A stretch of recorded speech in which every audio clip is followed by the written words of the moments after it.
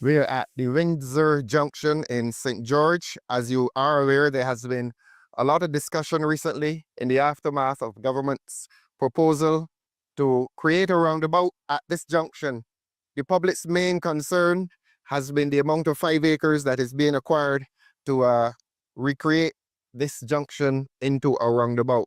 So Mr. Shepherd is our spokesperson, and he will outline the concerns that we have. Obviously, the party supports any effort to improve safety. The party supports that. But there are other concerns which the public has been raising, and we're here to reflect those concerns with Mr. Pedro Shepherd. Pedro is himself a resident of St. Philip, and he passes this road just about every day. So, Pedro, over to you. Thank you, Congress Leader. Now, this junction has been a source of concern for years. There have been some serious accidents at this junction. I don't recall in recent times any deaths, but certainly injuries. Now, recently, government would have gone to Parliament to acquire 5 acres of land for this roundabout. It is expected to cost $1 million for the acquisition of the land, and the cost to actually construct the roundabout is just about $4 million. Now, as was stated, the Democratic Party has no challenges really with road improvement in this particular area, but the concern really is why 5 acres of land? Now, as we see it here, we are really trying to imagine where this 5 acres of land is going to come from. Yes, if we look at the normal size of a roundabout, probably taking maybe 1/8 of an acre, 1/4 acre of land, the most to construct the roundabout. The perimeter of the roundabout, the outskirts, in terms of visibility, I think that was an issue of the government, creating visibility. So they're saying that they need this extra land. But as it stands now, there is visibility. Yes, we have canes at the 4 arcs, but I believe that if we utilize the land in the arcs of this roundabout wisely, there's no need to acquire 5 acres in this area. So the concern is, why 5 acres? Maybe the government of Barbados, through the Minister of Housing and Lands, who is acquiring the land here at Windsor, which is the property of Windsor Plantation and Barbados Farms, could explain to the public of Barbados and to the Democratic Labour Party where this 5 acres is coming from. I heard also in the press conference, there's talk about taking out some of the bends in the road coming from Boarded Hall leading to the junction. Now, that again is a concern, because if we take out those bends, as they say, to create the visibility leading to the roundabout, then you create a situation where you will have land not being used. Certainly you will have an extra road to the side unless we cover that road and try to find uses for it. So I think we're really here to see the wisdom in utilizing 5 acres of land for this roundabout. We're not yet seeing it from our position here. So we're asking the government to further explain to the people of Barbados what is going to come of the 5 acres, where it is coming from, if all of it is coming from in the vicinity of the roundabout, or if some is coming from the extension between Boarded Hall and the roundabout. As it stands now, even the auction of streetlights and stoplights could be a solution at this junction.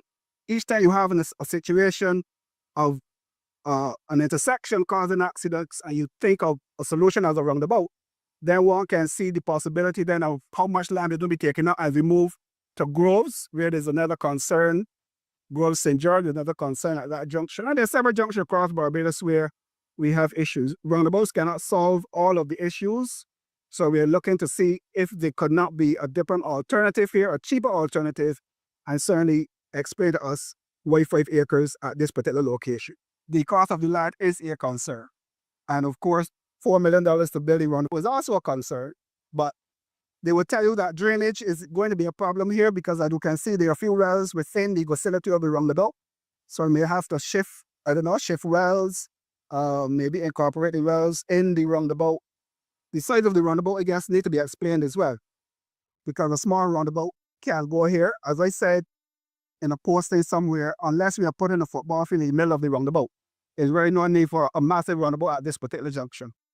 And as Pedro said, there would be a concern as to drainage, because if you're going to be having changing weather patterns and increase flooding, they ought to listen to local knowledge and try to preserve these wells. These appear to be ancient wells, and I'm not sure that, I'm not an engineer, not a technical person, but based on experience and recent history, you don't wish to be troubling established wells. So whatever they're doing, we would ask the government to try to preserve these wells. We would ask the government to listen to local knowledge, listen to the people who worked on the plantation, listen to the plantation owners as to how these wells should be treated, and that any work should probably not disturb these established wells. If you look at them, they're capped with soft stone, which means that these are pretty ancient. But as Mr. Shepherd said, there needs to be discussion on it. I don't think the government should rush ahead and do things unless they consult local knowledge. And Mr. Shepherd passes here every day on his way to St. Philip, and he would not mind offering his own contribution in terms of suggestions. He's written about it on Facebook, and I would hope that the government pays attention to him, not only as a politician, but as a citizen of this country who passes and repasses here every day.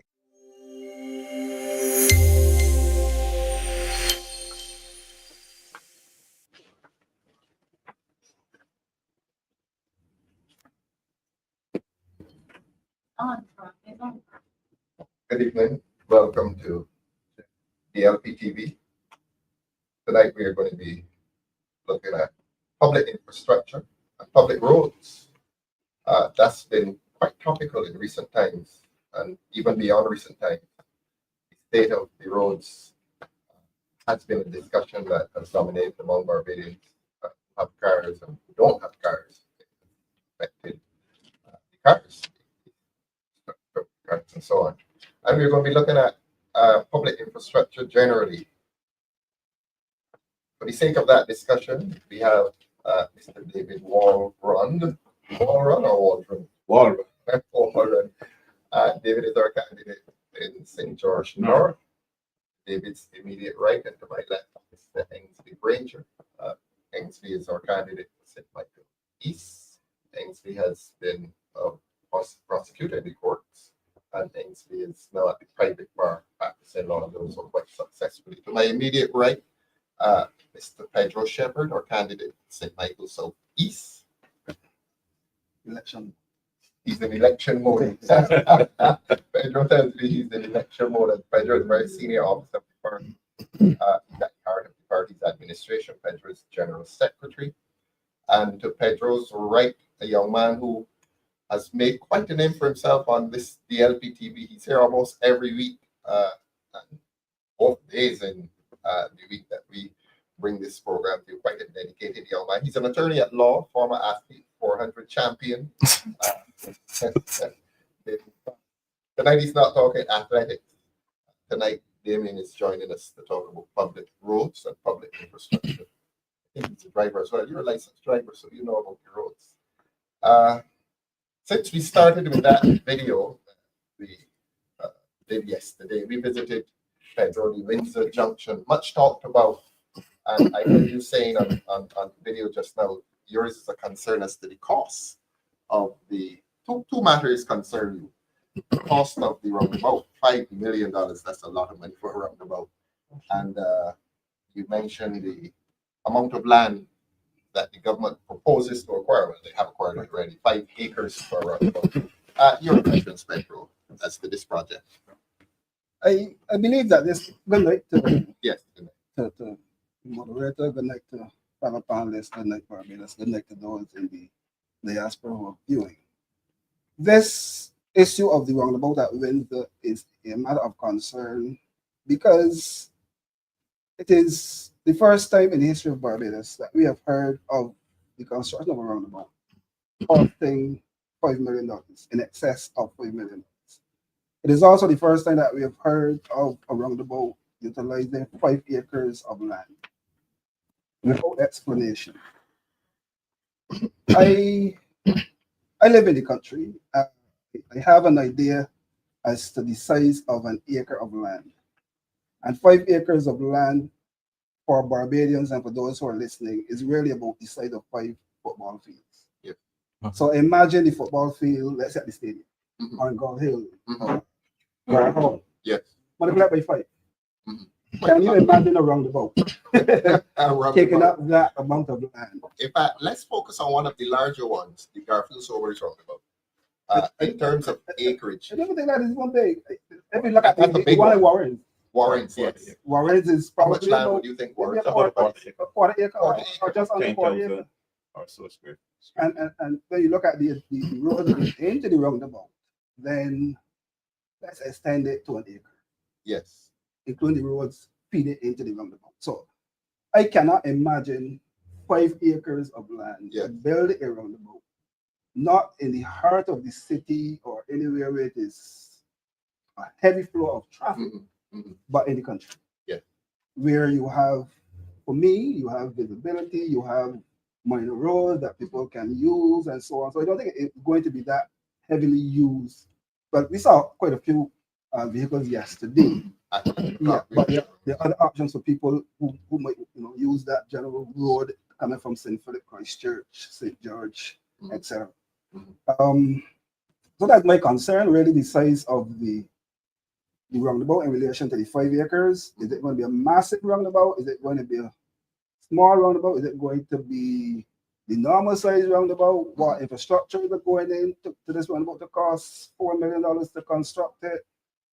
I heard about visibility leading into the roundabout. I don't buy the visibility and utilizing the land for visibility. And even if you utilize the land for visibility, what are you going to do with it? Just allow grass to grow? Are you going to put in food crops? What are you going to do with the land after the construction? If we look at the roundabout a few yards away about it. Yes. When you come from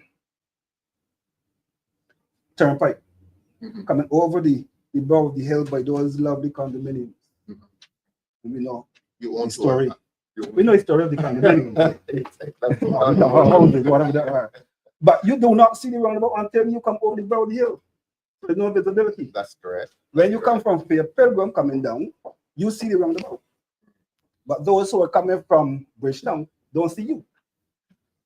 So when you enter the roundabout, sometimes the fellow may have to brake coming down from Fair Pilgrim. Yeah. So there's no visibility need for the roundabout, really, because all roundabouts in Barbados have enough visibility, 50 meters away or whatever, to allow, and you come into a roundabout slow.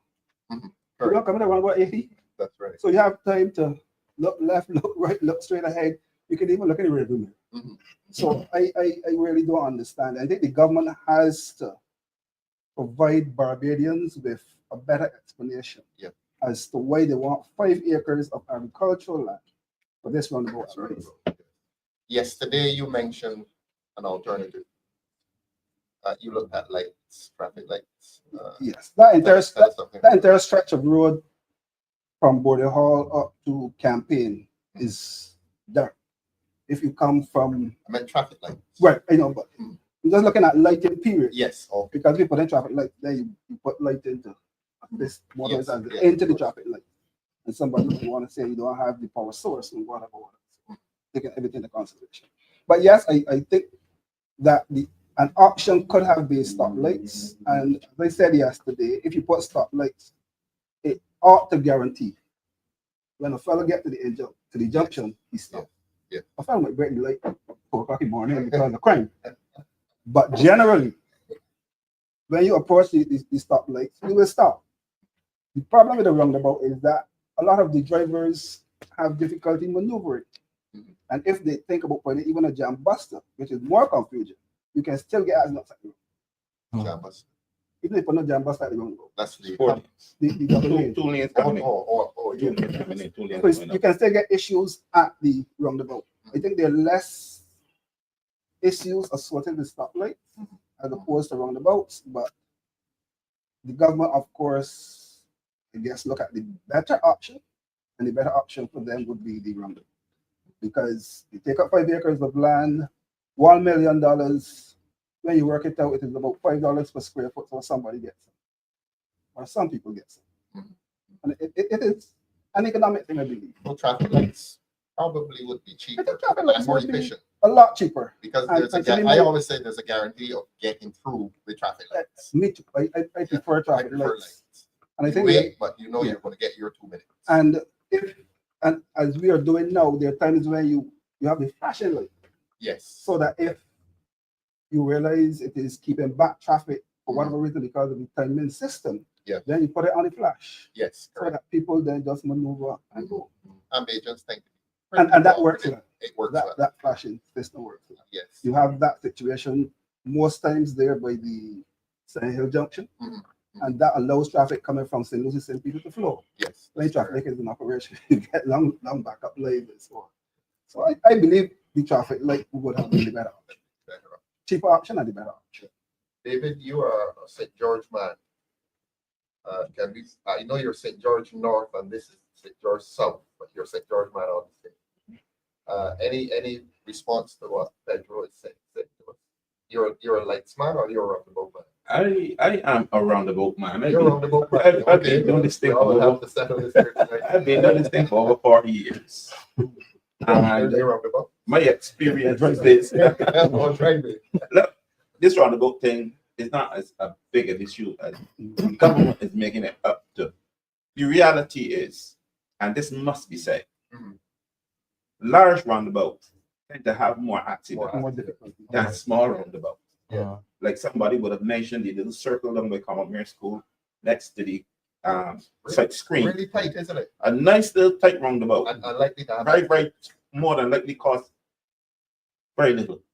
certainly not 5 acres. Certainly not 5 acres. And that little roundabout works well. It works very well.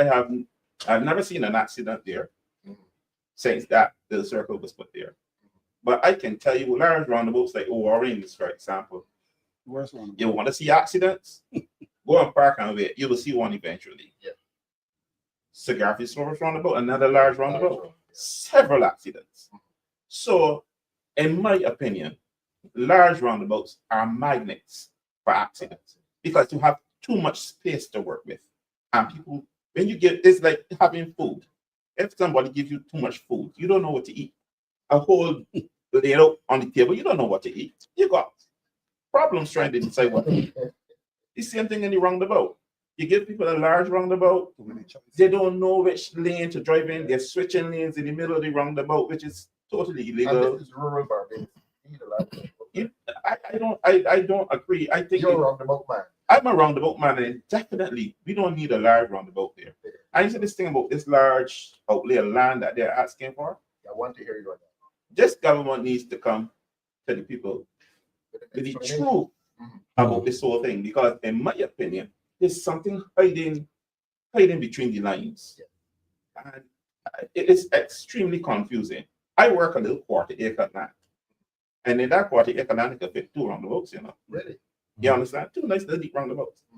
So I'm trying to figure out, I've been doing this for a while, trying to figure out why 5 acres of land. Like Pedro said, are we going to have a football field in the middle of the roundabout and host matches? Tourist attraction. Tourist attraction or something? Because it is totally unnecessary. It all comes down to wastage. Yes. It's somehow Of Just- money and land. Wastage of of money. of money and land. Yes.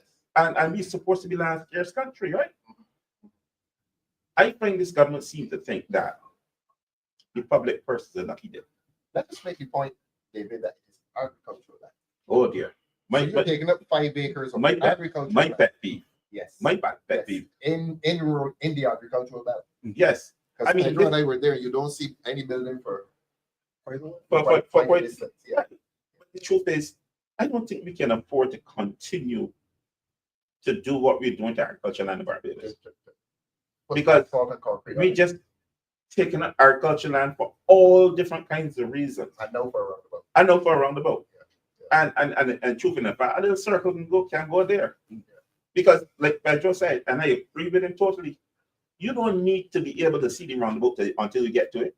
Mhm. And if you can't see it, you're going to caution. Would you compromise and go with Pedro's suggestion for lights? Traffic lights? I don't like lights. I don't like lights. I fight with the thief. I would go there, but he lets away and rob everybody. Because that's sweet stuff. He looks like God, yeah. No, I don't like lights because people don't trust lights. You know, people don't trust lights. I would not want to go out there in the middle of nowhere and stop at lights. This gentleman prosecuted a number of these in his former life.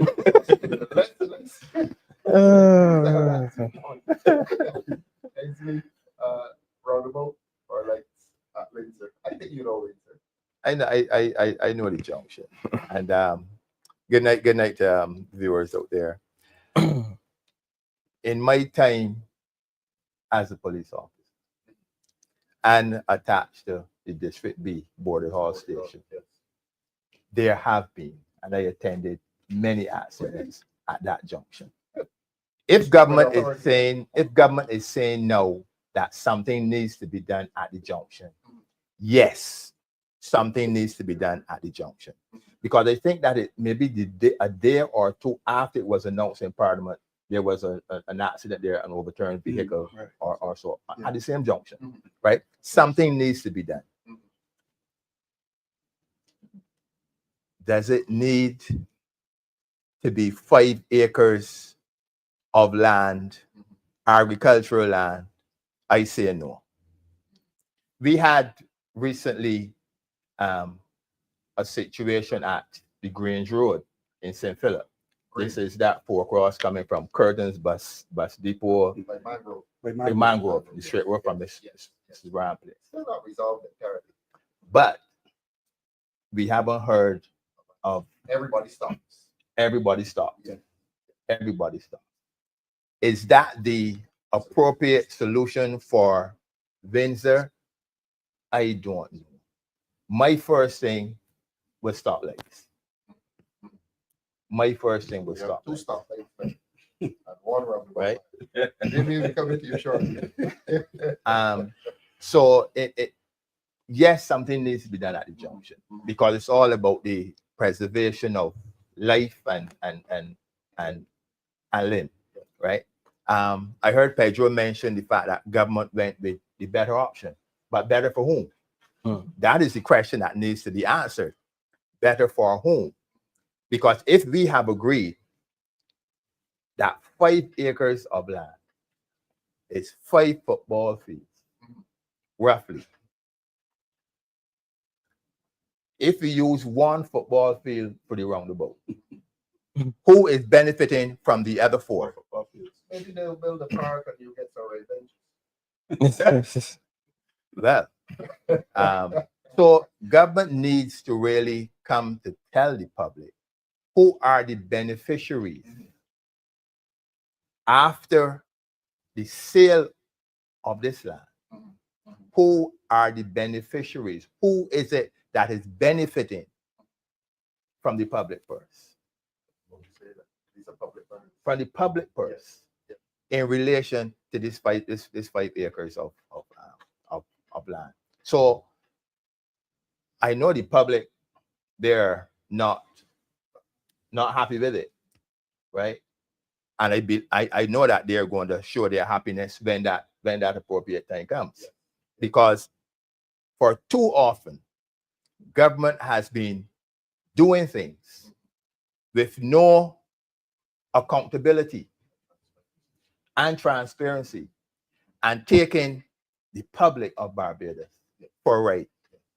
And it has to stop. This government came into office riding on the horse of accountability and transparency because the Democratic Labour Party government of 2008 to 2018 was the most corrupt government ever to descend upon human. And now we have a government who at every stage, every step,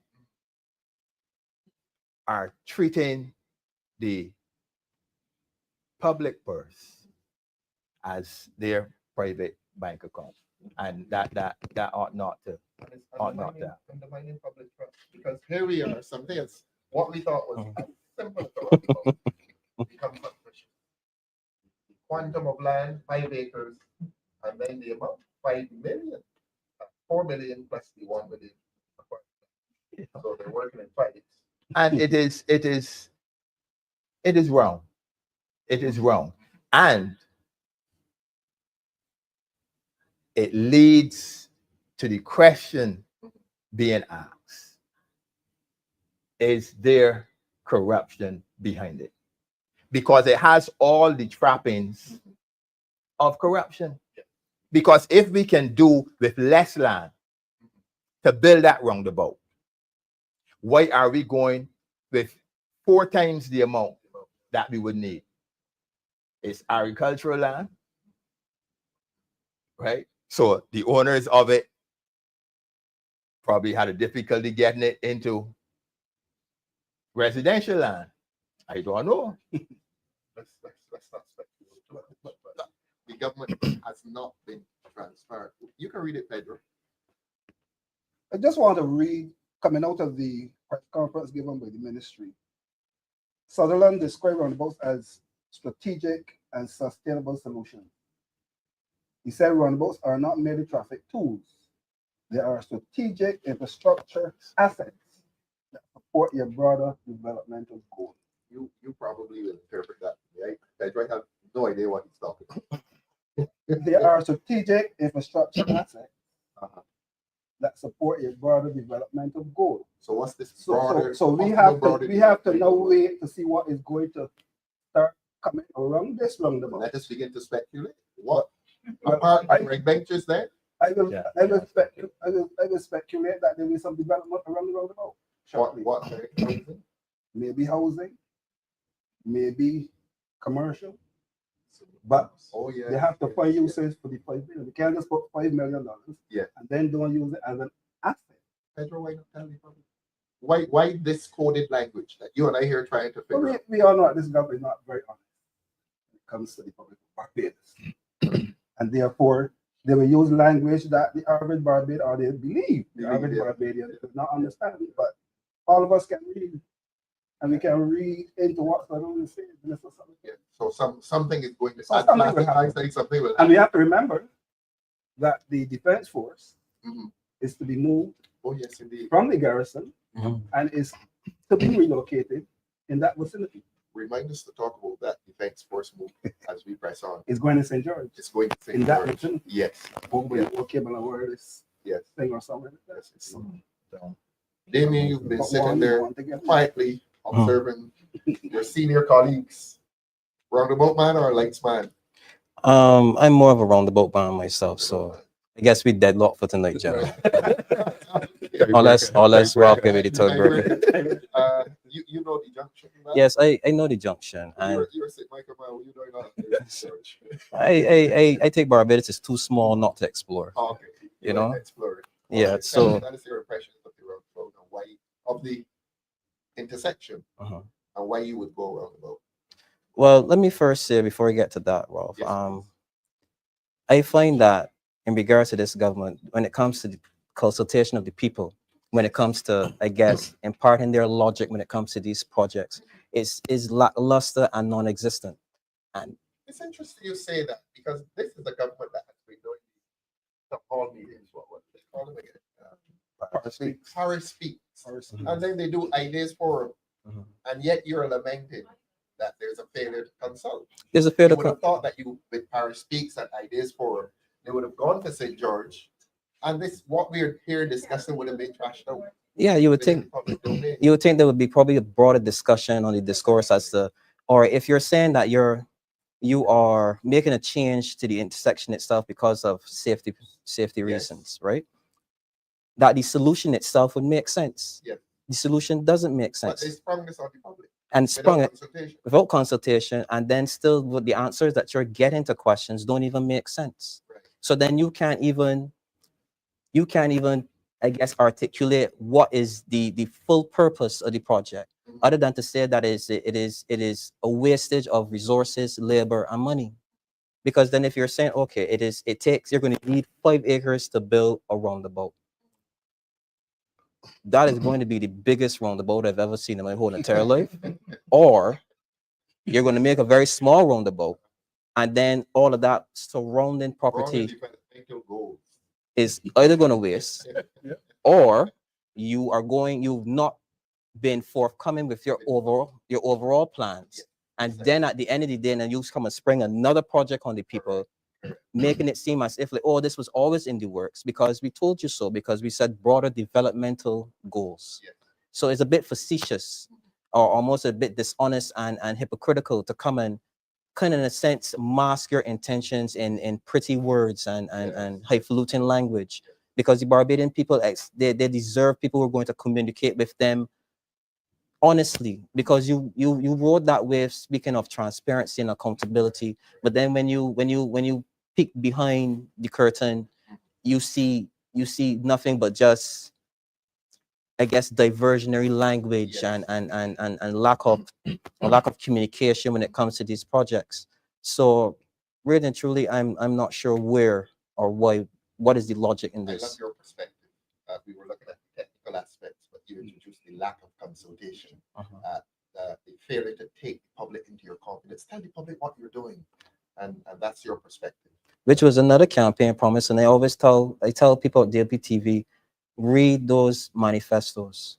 Those manifestos are very pretty in language, but then when you sit and you take stock and you do a cost analysis of everything that they've promised, you can see that they've not delivered even 5% of everything that they have promised in those manifestos. Or if they promised something, they pivoted it where it benefits other people, those who are more highfalutin and the guess higher earners rather than the people itself.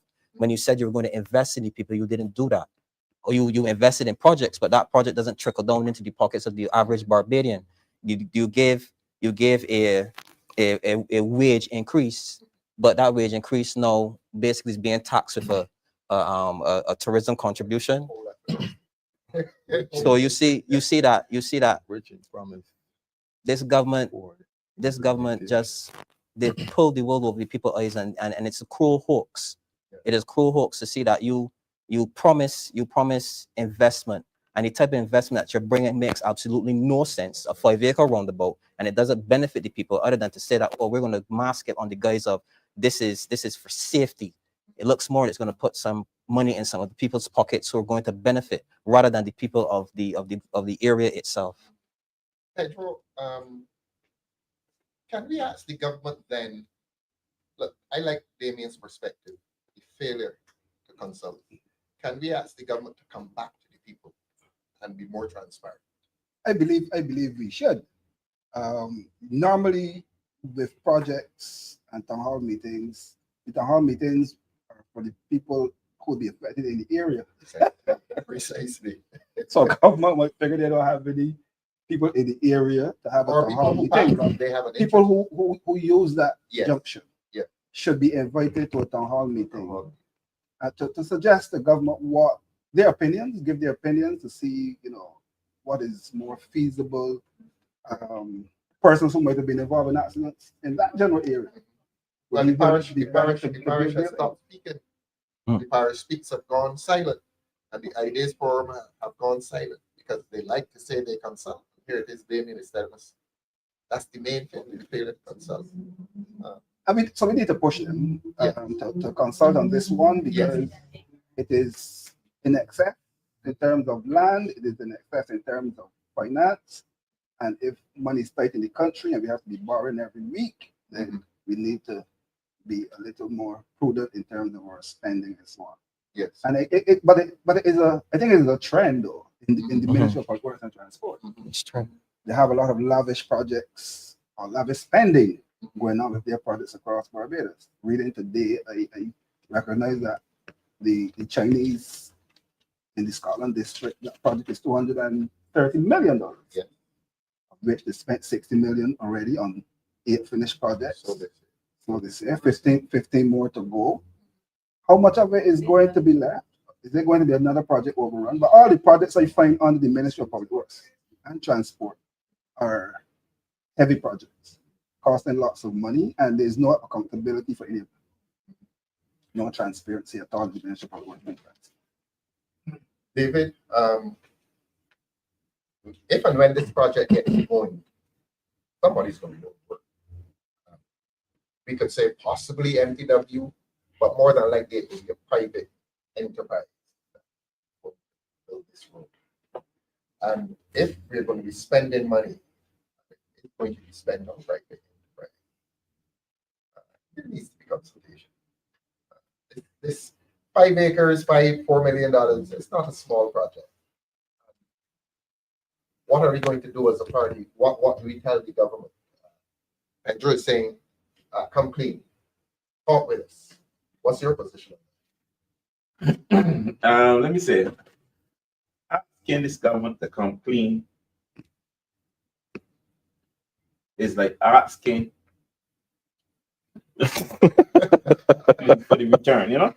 The reality is that from the time this particular group of government was elected, they have been moving very shady with us. And a lot of things are being done right in front of us. Yes. Without any consultation, without any transparency. This is another project. I think you heard Pedro say something, and it really it hit me like an epiphany. Chances could be that another housing project would pop up there. Some little 4-story tower or a couple of towers could pop up there. Yes. That's another way to continually break down the land bank, the agricultural land bank. I don't like, what I don't like about this particular project is that 5 acres of land is a lot of land. This government has basically eroded agriculture completely in the Christchurch area. Yes. I wonder if there are still any plantations left in Christchurch. All the agricultural land in Christchurch has been basically developed, have been moved away from agriculture. And here we are seeing a movement from Christchurch coming over into St. George, where the agricultural land bank is being taken down. It's heading towards bankruptcy. David, I wonder if we're not onto something. The road at Warrens made the lands adjacent to the road more expensive, more bad. Yes. I'm wondering, are we onto something at this Windsor Junction? Are we creating a roundabout, as Sutherland said, in a broader developmental goal of developing, making a commercial district in that area? Like I said, Is that a possibility? like I said, You build a roundabout that you probably do not need to put lights. But as Pedro pointed out, based on Sutherland's statement, what is going to happen to the lands around there? Do these lands suddenly become highly valued, expensive lands for the purpose of creating a commercial center? Is that a possibility? yes, a development. Ensley? Sounds that way. Sounds that way. Sounds that way. Yeah. But why can't they tell us? Look, we're speculating, but if that is the case, and logically it could be, what? They don't want to tell us because we are already onto them on what they're doing to agriculture in Barbados. Yes. We have an agriculture minister that believe we should be farming out of containers. And this is the St. George Valley, isn't it? Yes, It is the valley. yes, it is the valley. And you know Right. the valley. You understand? So basically, the agriculture minister, he seems not have to have a problem with the land He's absent. being taken up and developed anyhow, because he said we can throw food out of the container. The reality is that, based on everything I've heard here tonight, that land is going to be developed. The value of that land is going to shoot up in the air. Correct. And a new development is going to pop up right there around the Windsor area. And this is Windsor, because Brighton when you're area. talking climate change and you're developing infrastructure within the valley area of St. George, which is traditionally food and agriculture. And yet you're talking climate change and reversal of climate change. And this would be counterproductive because Pedro, we saw the 2 large oil wells there. And I'm glad that The you point- mentioned the wells. Some time back, I purchased a car from a guy in St. Philip, and as I was coming home, my brand new my brand new second-hand car, driving to St. George with my brand new second-hand car. Uh-huh. I encountered some of the heaviest rainfall that I've ever encountered in my life. The car was baptized on that day. On that same road, we were going towards Brighton to come back to Market Hill. And there was so much water coming out of Brighton. A car or two were stuck around a bend heading towards the Brighton where the greenhouses are. And we were, a driver told us that you can't get around here. And we had to drive back to that very junction to head down Border Hall to get the water. Because at that same time, a fire truck was coming up from the same Windsor Junction to go and rescue somebody from the Brighton. The amount of water I saw that evening, I was scared. I couldn't allow myself to be seen to be scared. I was the only man in the yard. So I had to play a man. And then I couldn't let the voices This is start. at the same Windsor Junction. Same as the junction. I have never seen so much water since then. You know, David, if you put concrete there, If you put problem becomes but exacerbated. that, of course, it is an area where a lot of water converge. Yes. Water will come from further up the hill. What is it called there? On the direction of That's Power right. Ridge. Oh, up Right. That water is coming down Bridge into that area. Water coming out of Brighton, and you get some coming down from St. Philip. the catch. So it's a catchment area. So the reality is that whatever development, if they do have a development plan for that area, they have to consider the fact that down there is a serious catchment area for water. And you could be putting people down there to drown if you develop it. As simple as that. And that's the reality. And, but I still going back to the point that I don't want to see no more land taken out of production, out of agricultural production. We need to know to step up because somehow we believe that we should buy everything instead of grow anything. And we need to move away from that. And this DLP has to change that. I'm going to give the panel a chance for what the Americans call a slam dunk. Let's talk about the general state of the roads. I know the government has been doing something called Mill and Pave. They did it earlier this year. General state of the roads. Damien, what's your come to you next, Pedro? Or you wanted to lead on state? Yeah, you lead on the state of the roads. Well, let me say the state of the roads in Barbados are atrocious. coming from St. Lucie, the Christchurch, St. Philip, St. John's, and every parish in this country. You're not impressed The with Mill and roads Pave, are- Pedro? Not impressed. Mill and Pave is too short term. Yeah. In most cases, the Mill and Pave lasts 2 months. Somebody was Just- telling me that just some of after- the Mill and Pave has been eroded already. Just after 2 months, you see the ditches again outside of the road. I think what we need to do is not mill and pave alone, but you have to mill and pave and put down some curves and so on and do proper drainage. Now, a few months ago, I wrote another piece complaining about the state of the roads coming from St. Philip to Bridgetown. Since 2018, St. Philip has not had a road done. Since If- 2018. Since 2018. If you leave College Savannah coming down, you are traveling on. I don't know if I can call it a road, but you are traveling. You're well. Let me say you're shifting potholes from College Savannah until you get to Edgecombe. If you go through Ebenezer, if you come the other side going towards Boys Mill, you will navigate in potholes towards Boys Mill. I don't think that we can say that there are roads in St. Philip. There are potholes in St. Philip, and we try to find the road among the potholes in St. Philip. You come across the highway to where I move further down from St. Philip, highway to A. They recently did some mill and pave warrants coming over the hill till Corsulas roundabout, but beyond Corsulas again down to mile and a quarter, 80 kilometers on the highway, shifting to find the road on the highway. St. Lucie, Gemot, Chance Hall, those areas, road, construction going on for the last 7 years, can't get the roads done. And you come back to the same thing with the roundabout in Windsor. They said the roundabout in Windsor, when they started the roundabout, is going to be an inconvenience for a few months.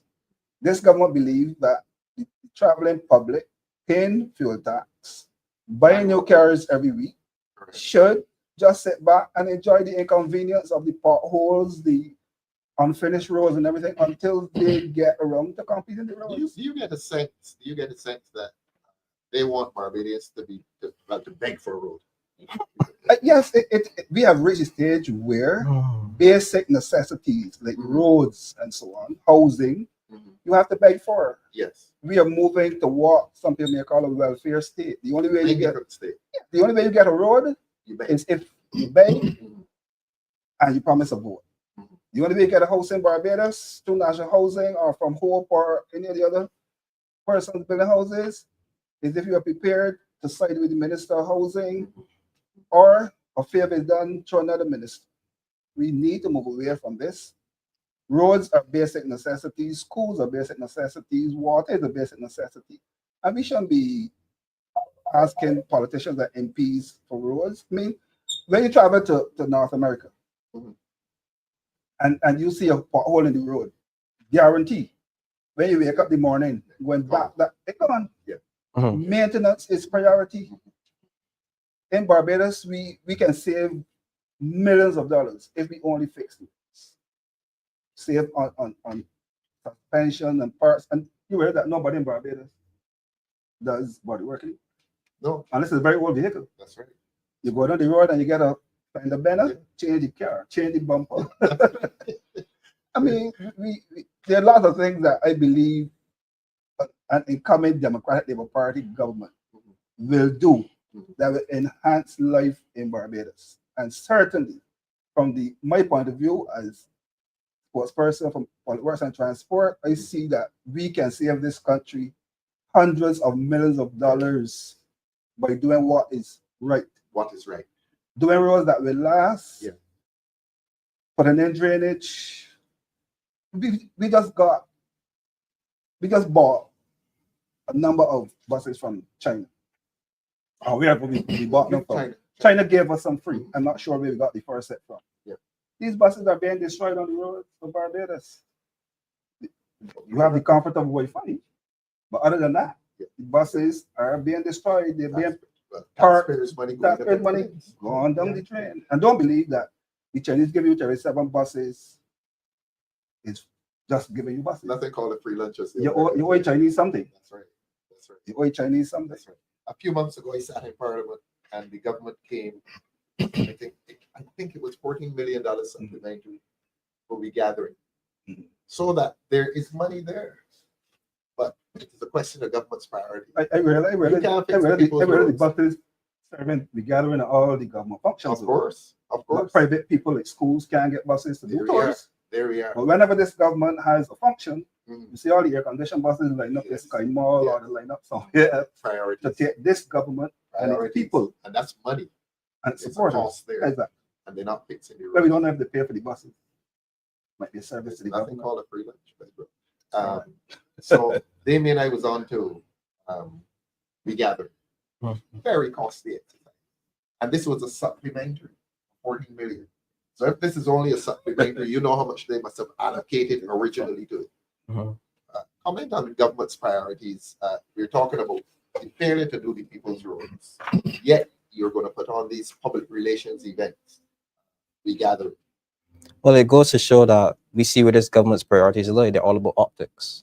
They're all about having a good time and public relations. Yeah, kind of like it's almost diversionary, but it's I don't want to give them any credit. But if you want to keep people away from the issues that affect them, you throw them a party. Correct. Yeah, diversionary tactic, right? So with the amount of money that this government has borrowed in the name of fixing the roads, you would think we will have the most pristine roads in all of the Caribbean. By now, all of our roads should have been fixed with the amount of money that they borrowed. And I'm pretty sure that And the fuel tax that was supposed to go to fixing the roads as well, 80 million for what? a month Per month. per month. So you're $1 telling billion a year. Yep. Under one tax. on the one And tax you can't get a road. can't get a road. And from what I understand too, they actually recouped more tax this year, right? I think they had recouped about 1 billion last, and I think we're up to 1 billion 4. I believe that. So they've actually collected more money. So where is it going? That is the question for tonight, because it's not definitely going in the roads. Where's it going? Don't defame anybody. Where has it gone? Where has it gone? Somehow tonight the panel seems to be in sync. There's something happening. Yes, something is happening, because here I am with a note on the fuel tax. And why are we talking about roads in 2025 when the said fuel tax was supposed to go to repair roads? And while we on that, I mentioned on this DLP TV a couple months ago, it is the duty of every government to fix roads That's right. Standard. and infrastructure. Standard responsibility. No citizen should have to beg any government for a road or a street. Like, that is the responsibility of government. Standard responsibility. And no government should be praised for fixing any road. Precisely. That is the business of why you are there. In 2022, sorry to interrupt you, by being in Gibbons, they did parish land, the road from parish land, Right. Gibbons, the day before the election. The day before the election, the road was paved. So that It's like same thing in St. James North. it's a precisely with the Right. last by election, we Right. walked on some hot asphalt the day before the election. And then sometimes you politicizing road building, yes, and you're saying it's all right. it's a right. Government's duty. It's government's duty. Yeah. And sometimes you see some roads that are paved. But why this road paved? Well, nothing wrong with it. Precisely. But then the roads that really need the work are not getting it. We went down to that West Coast Road, probably from, what is it called? Let me say from the Frank World roundabout going north. Highway 1, the lower road. Yes, yes. That road, how many times have that been Man. paved and repaired? And I traveled that road this morning going into Hotel, Well, again, and the road has begun to drop into holes. yeah, they did it about 2 years ago. Roughly about 2 years ago, and that road has begun dropping into holes. Nobody gives a And Pedro spoke earlier about the mill and pave. And the problem that I believe with this mill and pave is that it is all right, we scrape the road and pave. But it doesn't seem to be that there's any attention being paid to the substructure. Yeah. Right? So therefore, then it is paved and it is used for a little, Feels good. Feels good the first feels, two days. yeah, we're moving smooth. And then we drop in back to square one. So something needs to be done, and attention needs to be paid to the real integrity of the road, Yes. Yeah. right? Substructure. The substructure of the road, Stabilize the as substructure. Comrade David said. Yeah. So therefore, if we continue just this, Give you an example, Ensley. A few years ago, I was agitating for the South Coast Road. And I was told you can't get it yet because we have to go under, do the utilities and Yeah. so on. work Pedro, up, you know, they haven't gone to the utilities. They Work- just paid it. work up, come. So the utilities issue disappeared. work up road. Work up road. I find though that I don't understand why we continue to put the utilities in the center of the. There must be some common sense in shifting the utilities to the side, because as you reconstruct and repave roads, water authority comes, they fix their section. Yeah. The gas will come, they will dig up and fix their section. The utility company, telephone, and those they also come go into their culverts and so on and start to pull water that is in culverts. So you get a whole set of disruption again. And recently, I think well, not recently, I think 22. In 2022, they had put the Ministry of Public Works and the Water Authority together. Yes. Because they wanted the utility companies to work in sync and so on. But for some reason, the Prime Minister's office took away Water Authority from transport. For some reason. Yes, for some reason, some lucrative reason. So you have now Water Authority coming, cutting the road after the roads were paved, and it's now taking months again to fix it, to seal it back. So you get it starting to break away, and that's where a lot of potholes and so on are coming. As I was coming here this evening, coming at the bottom of District C Hill, a culvert in the road, the 2 cans in the culvert that has been there for about 3-4 days. I saw about 8 men to the side fixing the cars and cleaning the windshield. So that will inconvenience people now for maybe another 2 months. Again, I go back to North America. We like to copy everything from North America. When you see these things happen in North America, they are fixed instantly. Yes.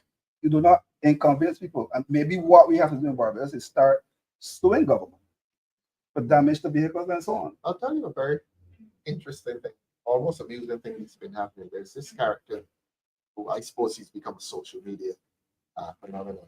He's been driving around and identified no name things. We know he identifies potholes, and apparently the government is following him. Maybe they're paying him. Maybe they are. And he goes around, oh, here's a pothole, and next day the government fixes it. Maybe he's paid to identify the potholes for the government, because some time ago the minister did say that she drives around Barbados looking for potholes, looking for where MTW workers are not working. So maybe it is a burden on the minister.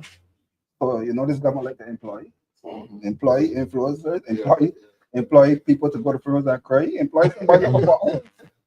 So don't think that the person is not employed by the public service of Barbados. I don't know that he would do that for free. Whoever he is, but unless he gets traveling. He'll be traveling. I want to introduce the question of capital works. Every government, every politician looks back on its term and says and points to a major capital works program. Major, every government. This government has had 7 years. Any of you gentlemen can point to any major capital works program. I don't think we We don't have can. to read the board because I don't think we can No. point to any major capital No. work.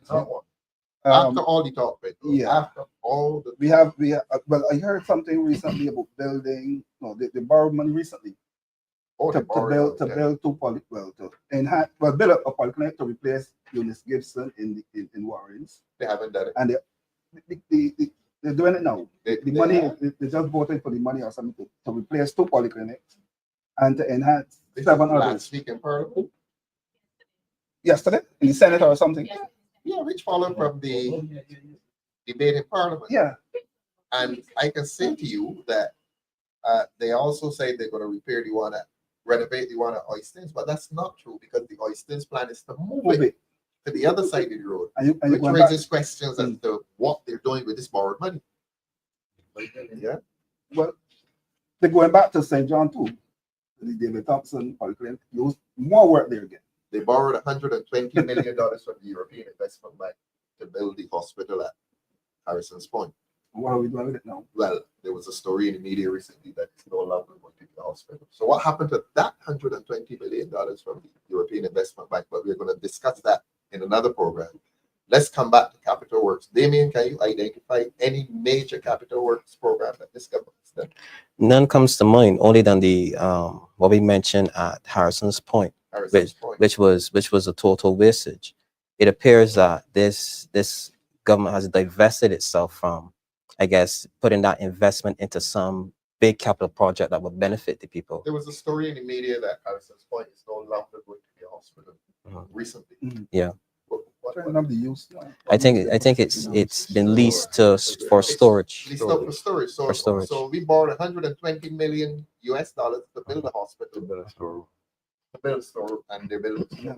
So where's the $120 million, Pedro?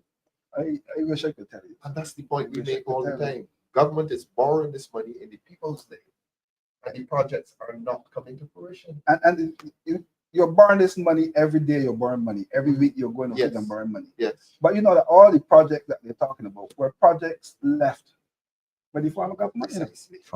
They have not conceived a single project in this That's why I country. raised the question. Every single project conceived on the Democratic Labour Party, and I suspect funds were probably available on the Democratic Labour Party. So why you fooling people that you borrow money to do To do the projects. higher? You borrow money to do Precisely. Stam Laurel. You borrow money to do these roads. Something is wrong, and this government has to come clean. Elections might be in the air, but they must come clean before they call it. In terms of works, David, I drove somewhere in the country, and I'm seeing the people doing side the road. The whacking and the The weeding and whackers, so on. yeah. Yeah. Seeing that the emergence of that again, so obviously A lot of it at Border Hall. Border Hall, Go yes, to yes. the roundabout. Yes, Large bags. We saw them yesterday. Large yes, bags. yes, in rural Barbados. They clean 300 or 400 meters leading to the roundabout in Border Hall. So perhaps, David, that's the major capital works program. Yeah. Employing people short term to the side of the road. And, nothing major, nothing long term, nothing developmental. Just paying people $500 a week. So the whackers at the side of the road. And that's it. And after a year, you lay them off. And what do they do? I think, Honorable Leader, we missing the beat, you know. Mhm. Remember they had something called Power Speaks. Yes. What that is? I think maybe we need to beg the Prime Minister to start back Power Speaks. Because You it's want to go bombard them? it seems as if when you go to Power Speaks and you beg the government to beg them to think that Power Speaks, you tend to get things done, you know. I mean, small things, nevertheless. It's all orchestrated. I was about to say All that. orchestrated. It's all orchestrated. You can't go to Power Speaks unless you tell them what you're going to speak. Precisely. You You bring can the just go and get the branch, mic. You got to be Branch vetted members. first. Yes. bring the 10 branch members and have them get up and say something that sounds new, but all that is orchestrated. It's like a play. It's acted out. And then the poor civil servants up there at 10 o'clock in the night being shouted at when something does not get done. I'm not going to say who shouted at. I would say though, we got to be careful. We don't want to be critical of the opportunities the young men get to whack beside the road. Mind you, the grass will get employed, but never mind. At least they get something Employment. out of the deal, you know. Because the reality, if you look carefully at who is buying the funds that is coming out to the public purse, who are the people who are benefiting from the public purse, it's in the average Joe, you know. It's in the average Joe. So when the guys get an opportunity to go and whack the side of the road, I give it to them. We support it. We support But it. what we cannot support is how they dispose of them when the election is finished. They have to pay national insurance again. No, they weren't. I think they were not Self-employed? paying. Yeah, they treat them as self-employed. So they have to go and do their We're own. speaking about So the you give a nature. chap $500 and ask him to do his own administrative work, national insurance.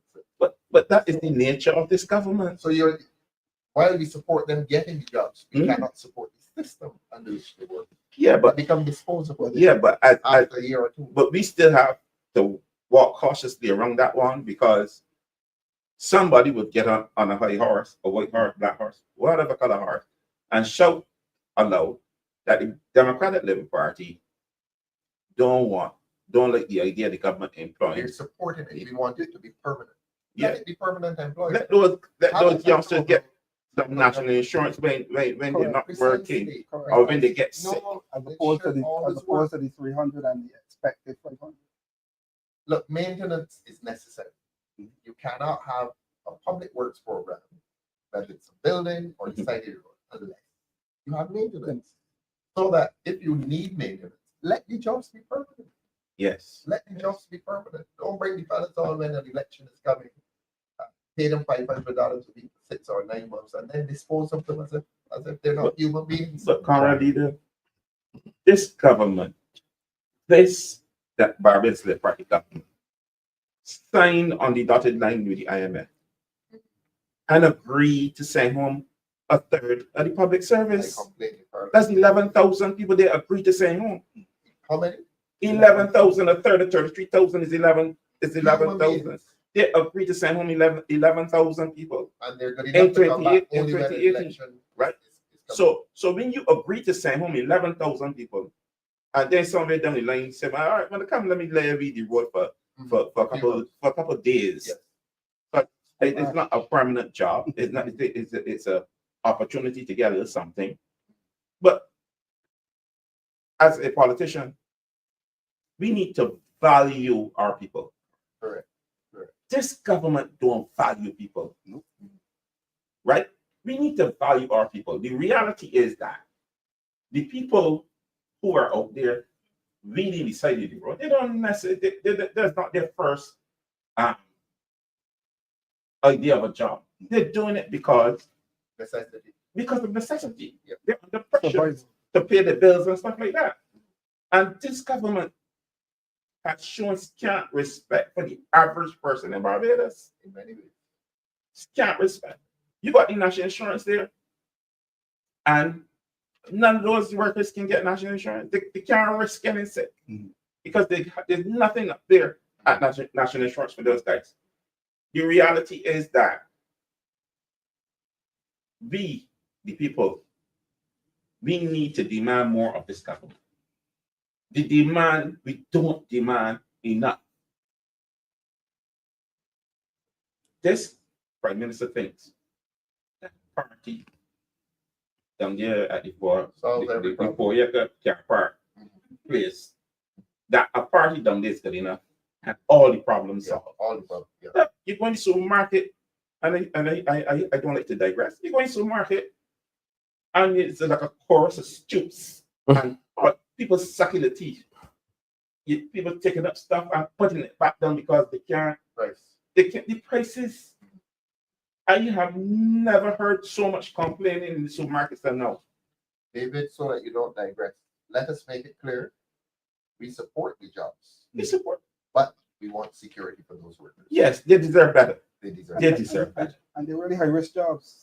Yeah. Yes, Lockers like and the road. sewers and so on. Yes, that's right. Pedro, I can't drive so good. You know how many times I almost don't have those guys on the road. And they're not marginal jobs. You need Exactly. you need to clean these.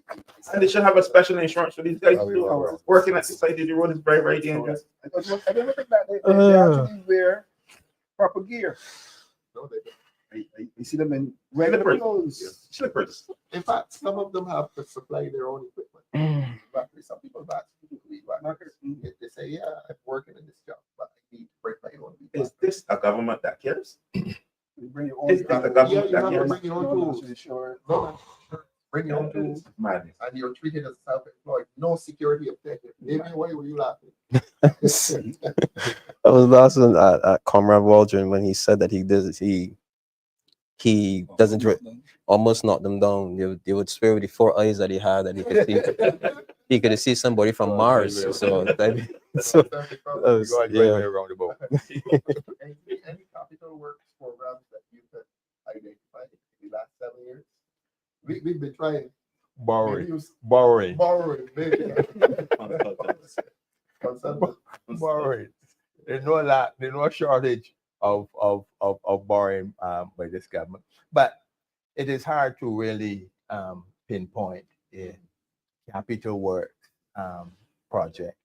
And it begs the question, where has all the money gone? I mean, Don't we have a senior minister responsible for infrastructure? Yes, we do. A senior minister? We do. Somebody actually paid at a higher level. Yeah. That responsibility for infrastructure. Now, where is it? Where's Where is the we paying? Where are we paying? because we have a Minister of Transport and Works. We have The senior minister responsible for presumably infrastructure. he hovers over them to supervise them. Responsible for it is Campaign. really That's he correct. has full control. That's correct.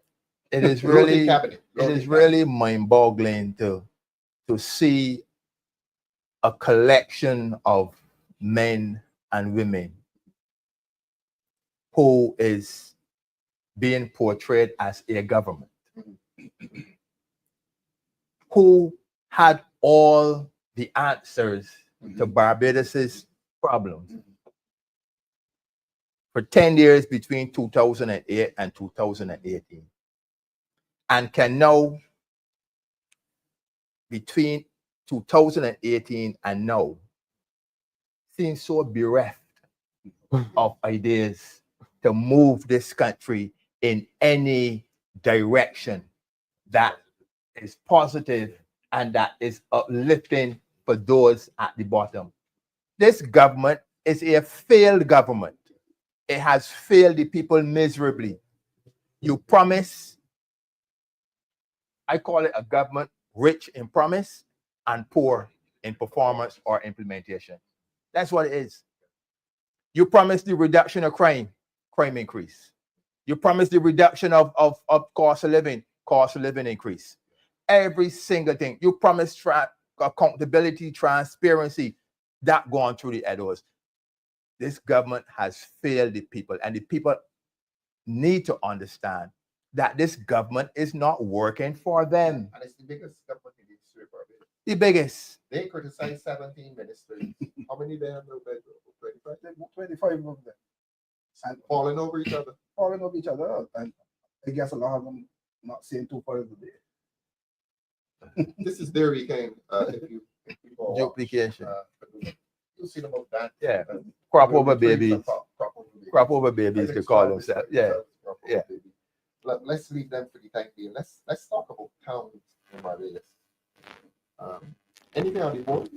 Director, anything on the board? Any interaction? We like to interact with our people. Not yet. Okay. We have 4 towns in Barbados: Bridgetown, Houston, Old Town, Spokesperson. We could start at Bridgetown. Me, Ensley, you and I go to lunch sometimes. And we like to walk through Broad Street and mingle and so on. Broad Street is in decline. Serious decline. Well, Spikestown has all but disappeared. I mean, commercial Spikestown all but disappeared. Old Town is just a stretch of road with Sumark on one side, a couple of hotels. We are losing right before our very eyes our towns of their character. They're not being patronized by people. Bridgetown on Saturdays used to be, oh man, Mecca. What has happened to our town? Damien, you're the youngest of us. I don't know if you knew Bridgetown when it was Bridgetown. I think I'm old enough to remember something like that. Yeah. Have you observed the decline of Bridgetown? Or are you too young to know about that? I think I've observed the decline. What I'm more seeing is more a focus to, it seems like, to develop around the towns.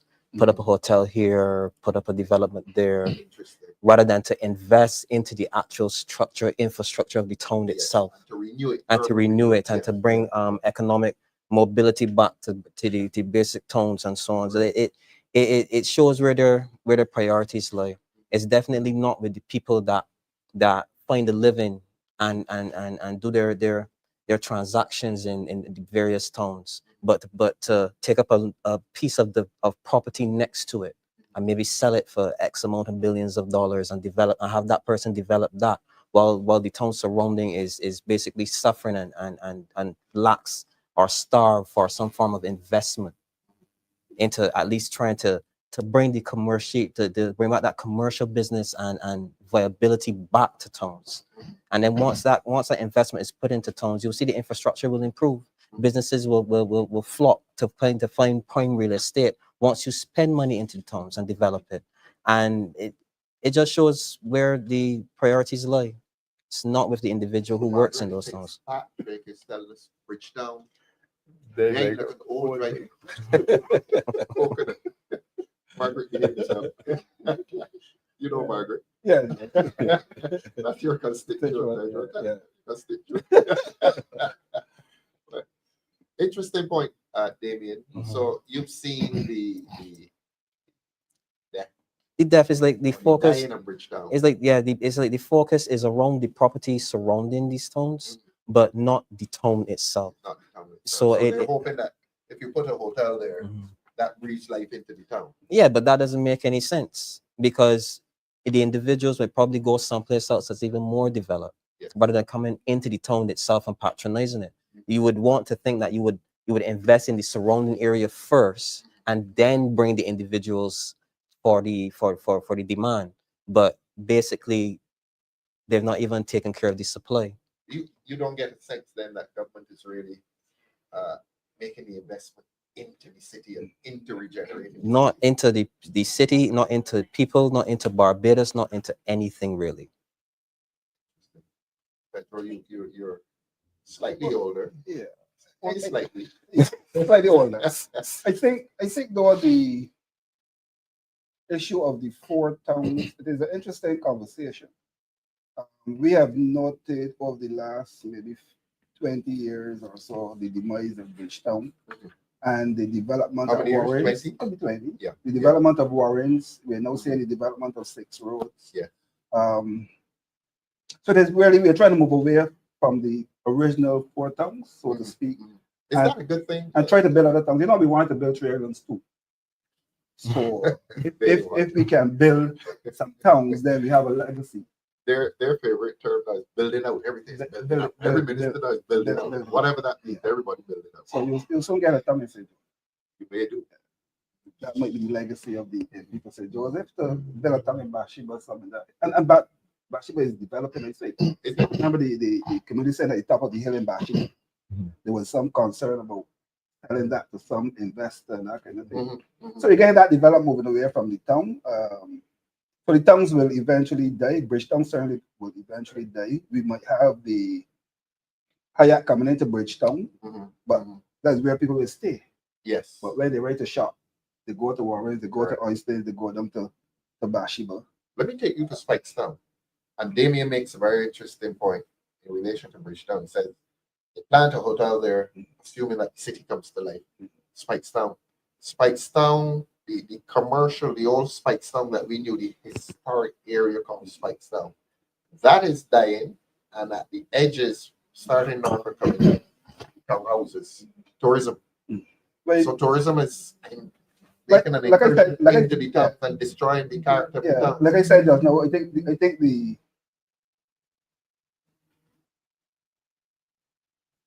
issue Mhm. is having the towns for this particular government. Mhm. You remember recently they had the issue in Spokesperson with the diversion of traffic away from Correct. commercial That's Spokesperson. correct.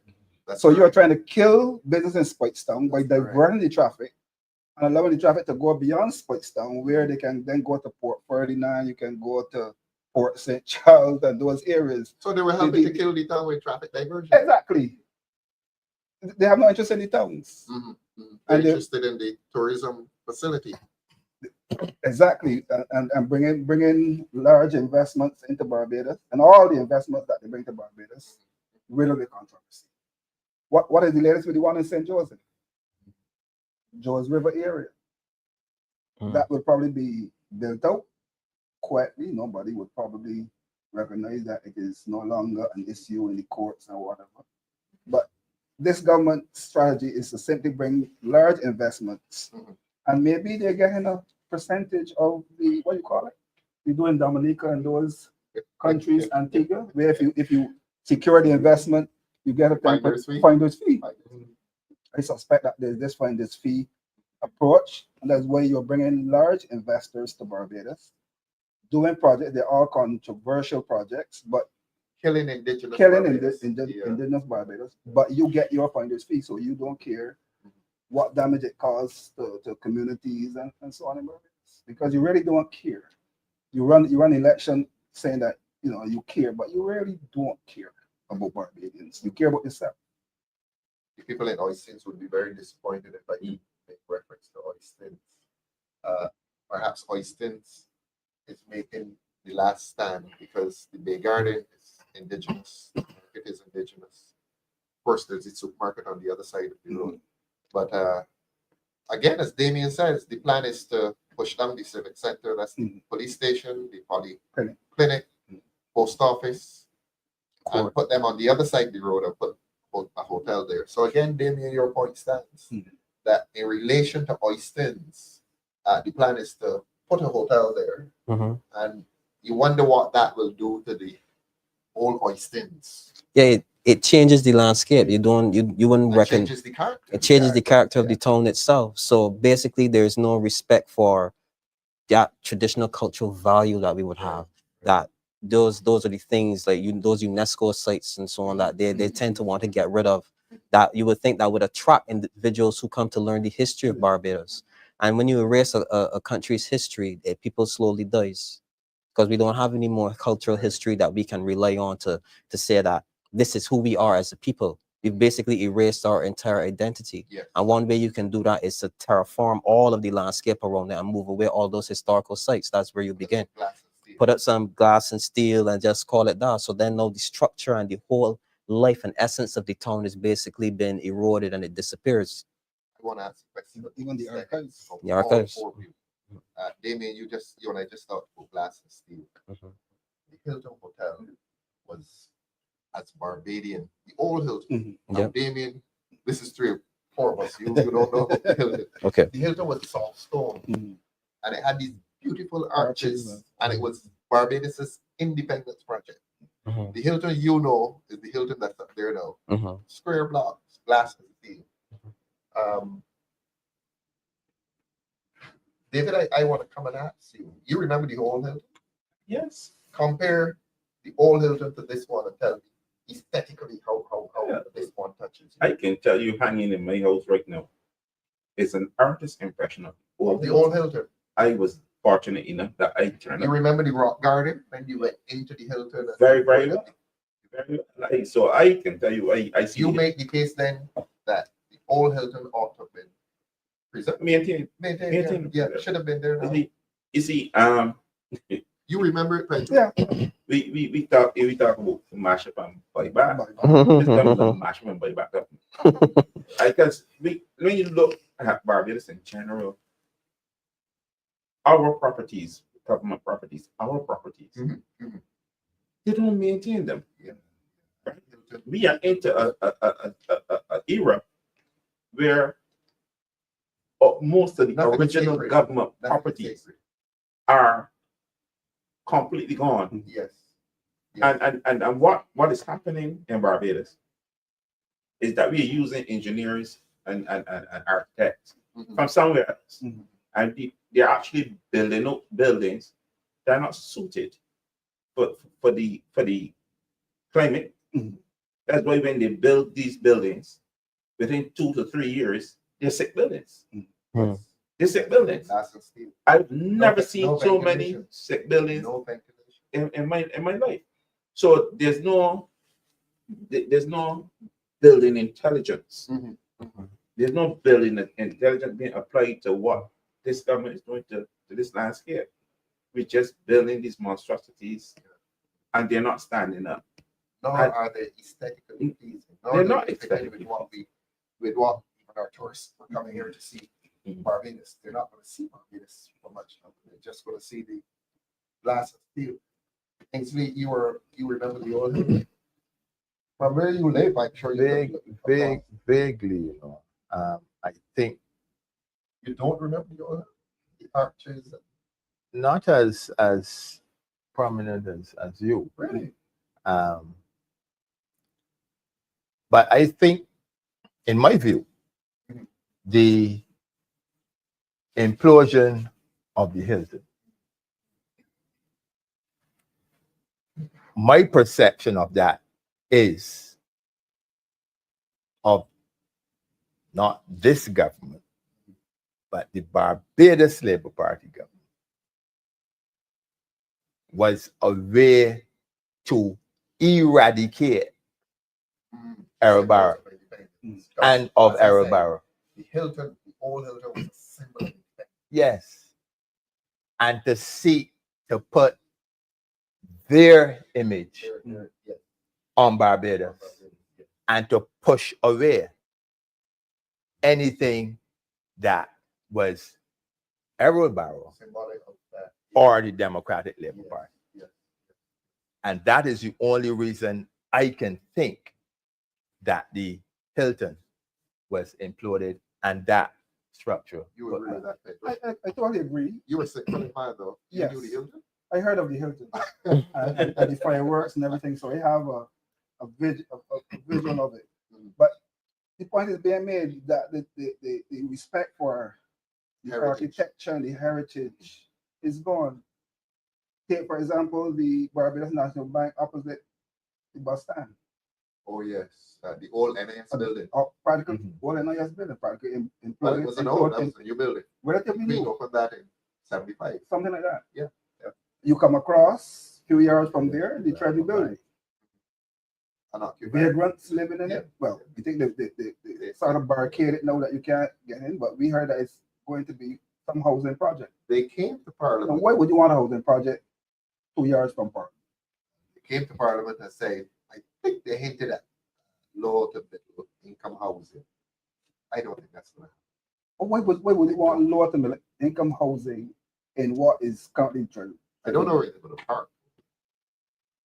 I believe they will have to implode it, sell the coral and stone rock, Again, but some steel another, and glass structure. that's another symbol of rich now. You know, London is known by its buildings, by its old you, buildings. you go across a few yards again from there where you had all those old Manning buildings Correct, and so on. correct. And it's The like old warehouses. and so on. warehouses. Of soft stone. You demolish all. Demolish it. So I don't think that this government has any respect at all for the heritage, for the landscape, for the architecture. There's a building that I am watching Mhm. at the bottom of Point East West Boulevard. Mhm. Maybe my parliamentary representative for the area could think about it. Mhm. Every year they would come and it used to be the old training building. Mhm. Every year they would Used to be pay St. Caroline's Business College. No, that one. next door. On the other On side. the other side. Oh, yes. A The old stone. fantastic Oh, yes. plantation yes, house. yes, yes. They're just left It's unoccupied. for years Yeah. now. A public It service just- it department just- used to be there. Training used to be in there. Yes, yes. They just run into ruin. Right. The eaves and so on started to fall off. And No respect for heritage. every year they would send maybe twice a year 20, 40 people to go and clean and so on. But of course, you can get the termites and so on in this building. And I'm watching to see when I want you to some watch. major investor will go Mhm. on that Well, project. But let us look. They're building a new geriatric hospital. What is going to happen to the existing old geri- one? Yeah. Some major Again, investor will get that beautiful old property. building with the arches and soft stone. Well, heritage well, again. well laid out. What's going to happen there, Pedro? Some investor, We need to Some agitate some as a bill- party, some and Barbadians billionaire. need to agitate. some for- billionaire for will get cultural that. heritage. The people who live around there, they're supposed to be relocating those people. But I saw an artist's impression of showing me that the whole of we're building the cabinet office, Yes, yes. oh, the geriatric hospital, all that. That we entire- went back that to- entire area. The government headquarters. Government headquarters. Government headquarters. Again, that relates to Ensley's point. When you think government headquarters, who do you associate it with? Mr. Barrow? Yeah. But admittedly, Mr. Adams had some time. His statue is Some- actually there. His statue is there, but Yeah. he had some time in there as well. But again, that is a Barbadian symbol. That's But like actually, hanging down the street. this- That is where government, you associate government with Bay Street, With their street. looking on to the But what looking on to the defense force? precisely The artist that impression entire I stretch. saw. If these people have Right the down to way, Bay Street will be taken. Well, that's the point. Right. so you lose again, as I said, you lose your heritage, your architectural heritage along that stretch, because government headquarters, whatever you think of it, whatever it is, it should be sacred. I mean, something must be sacred about it. That the geriatric Not hospital. even Let's Parliament look is together. sacred. You don't know. You what were that speaking of means. Parliament. You have been repairing the speaking of Parliament now for the last, I don't know, over the years. 5 years now. But you will sell it now to some They would sell that too. billionaire rather than spend money and refurbish You it. contemplate that the government would sell part of the I will business. sell you Western. So, I don't know who will sell so you Western. Barbados up for sale now. Everything is total. up for sale. Well, that's- I don't trust them. You mentioned earlier, lots of me just don't even. You mentioned earlier the move of the BDF. The BDF, I understand, is Again, those moving from the buildings, garrison. You mean they- Fantastic Pedro, they're property. gonna touch You those have the buildings as cannons, you well? have the lookout Heritage site. where the fellows would look out to see people coming on the street, come across the street. You have the caves and all. It's really some place for soldiers. You go Grenada. Yeah. You go Richmond Hill, you go those Correct. places They would never get rid of them. Stephen Lashley told me Why that would he had a Barbados fight. get rid of them? He had a fight To with get the designation designation. with the UNESCO. UNESCO. He went to France, I think it was, and had a fight. And to these have people this just area. people just believe that these things are not important to Barbados. Yeah, Money, yeah. money. Tell them get some money. What do you do with the money when you get it is the next question. And we were talking cultural and heritage tourism, yet we're going to destroy this important area. So what are the tourists coming to Barbados for? Glasses, Just what they leave when they precise. you leave New York, the glass and steel, you come to Barbados for glasses. Glasses, You want to see old Chatham houses. correct. You want to see the history of Barbados. You want to even go in the communities that have community tourism, the Airbnb that they now taxing. Yeah. Where are we going? The time is Away from the interests of indigenous Barbados, creating a new Barbados, which is liberating that past means so much to us. A case for urban renewal. I wanted us to discuss that. This party has some place on its agenda, urban renewal, and this party, I think, should take the position that we do not support the government's idea of desecrating sacred spaces in Barbados. That's the garrison, government headquarters, geriatric hospital. You've added Pedro the Treasury building. They knocked down the Hilton. They knocked down the old NS building. We walked down Broad Street, Ensley, and a lot of the buildings are boarded up. A new government has to make an effort at urban renewal. David, you wanted to? You're a countryman. I'm a countryman, but I am concerned. I'm not going to get into technical jargon regarding urban renewal, but I'm concerned, very concerned at how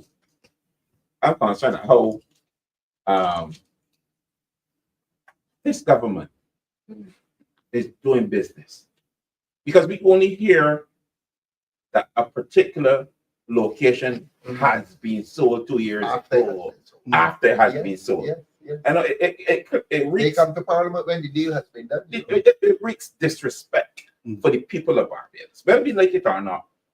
The lady has no respect for us. She has no respect for nobody in Barbados. But now, If you can sell, Senator Law if you can- because she spoke on but if you can sell off Barbados without the approval of Barbadians, correct. who really owns Barbados? Precise. Can I come and sell your van? I won't mind. But I then, might get somebody for but then I will put myself. I will be putting myself in the place of a dictator. I can come and take away your things.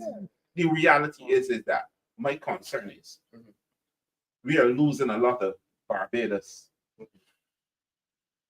disrespectfully. These properties that belong to the people of Barbados, these heritage sites, Yeah. are being sold without our knowledge. Correct. And we find out sometimes 2 years after.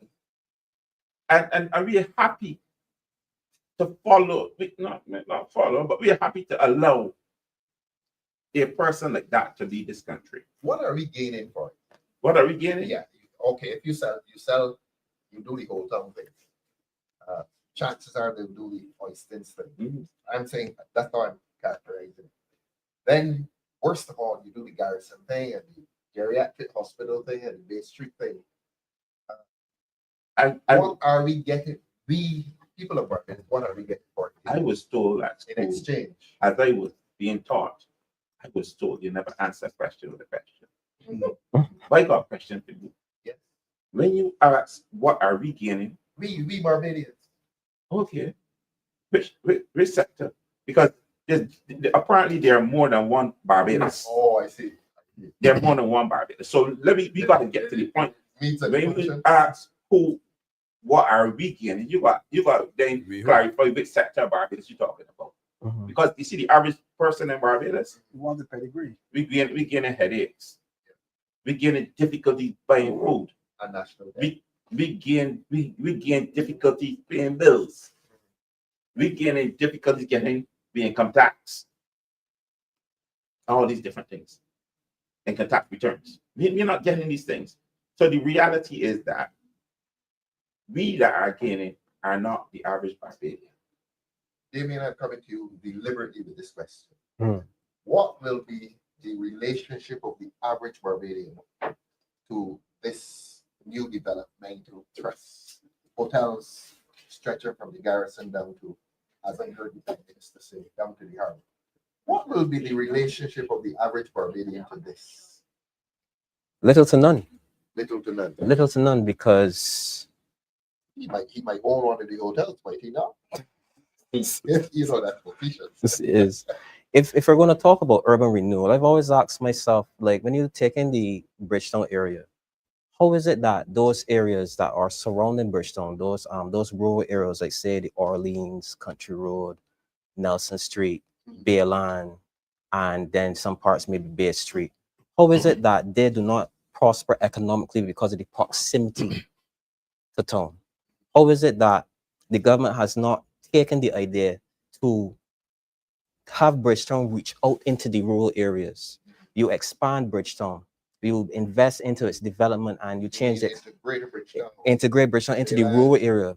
But you see that amalgamation now of the commercial side of Bridgetown into the rural side of Bridgetown.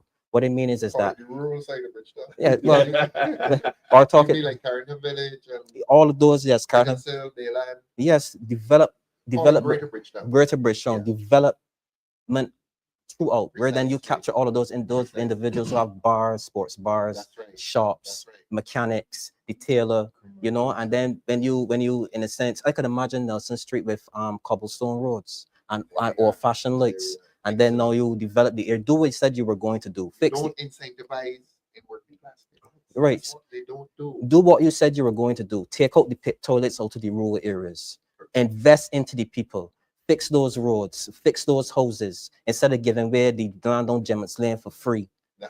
Invest in the people. A national tragedy. So then those individuals who get off the cruise ships and probably walk through the commercial side of town, if they don't feel too cozy being in all the hustle and bustle, go into the rural areas. Where you could have these supermarkets, those local supermarkets, you can do their shopping and then go to a bar and have a drink, sit down probably in the little speakeasies or sports bars, and just patronize those rural areas because you've made it a part of Bridgetown, because you've extended your investment into those areas, because then the property would appreciate. The property would get more valuable. Right. So then you are incentivizing without it losing its character, Yes. and then you would give people more purchasing power. If my property raises in expanding tourism into the non-traditional areas. yeah, Into the villages. into the villages. So then if my property raises its value, I could probably then go and take out a loan to probably then invest in the business, probably add a shop onto my home and be a part of that community where that individuals can not only shop in the greater part of or the more commercial side of Bridgetown, but into the greater part. So then you incorporate tourism with the rural part of Bridgetown, and then you just give those people an opportunity to live for themselves. They can actually earn a living, but then you don't see that is not where the priorities lie. Pedro, you get a sense that government does not invest in local communities, as Damien is saying. Yeah, I think that is one of the problems that we have in urban Barbados, the general Bridgetown area. I think recently they would have gotten a loan to do some urban renewal. Yeah. So and they're largely talking about people getting rid of people pay tax. Yeah. But there's nothing commercial about it. There's nothing to improve the aesthetics of the area, nothing to make people believe that they are not part and parcel of the development of Bridgetown and so on. So I think you define them by a pit toilet. Yeah, you define them by a pit toilet. Everybody living in Orleans, pit toilet, man. They just give some indoor plumbing, and they get that. And as Damien said, you do not develop but the area. You don't develop the area.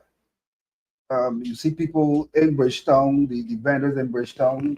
What facilities are you providing for these people?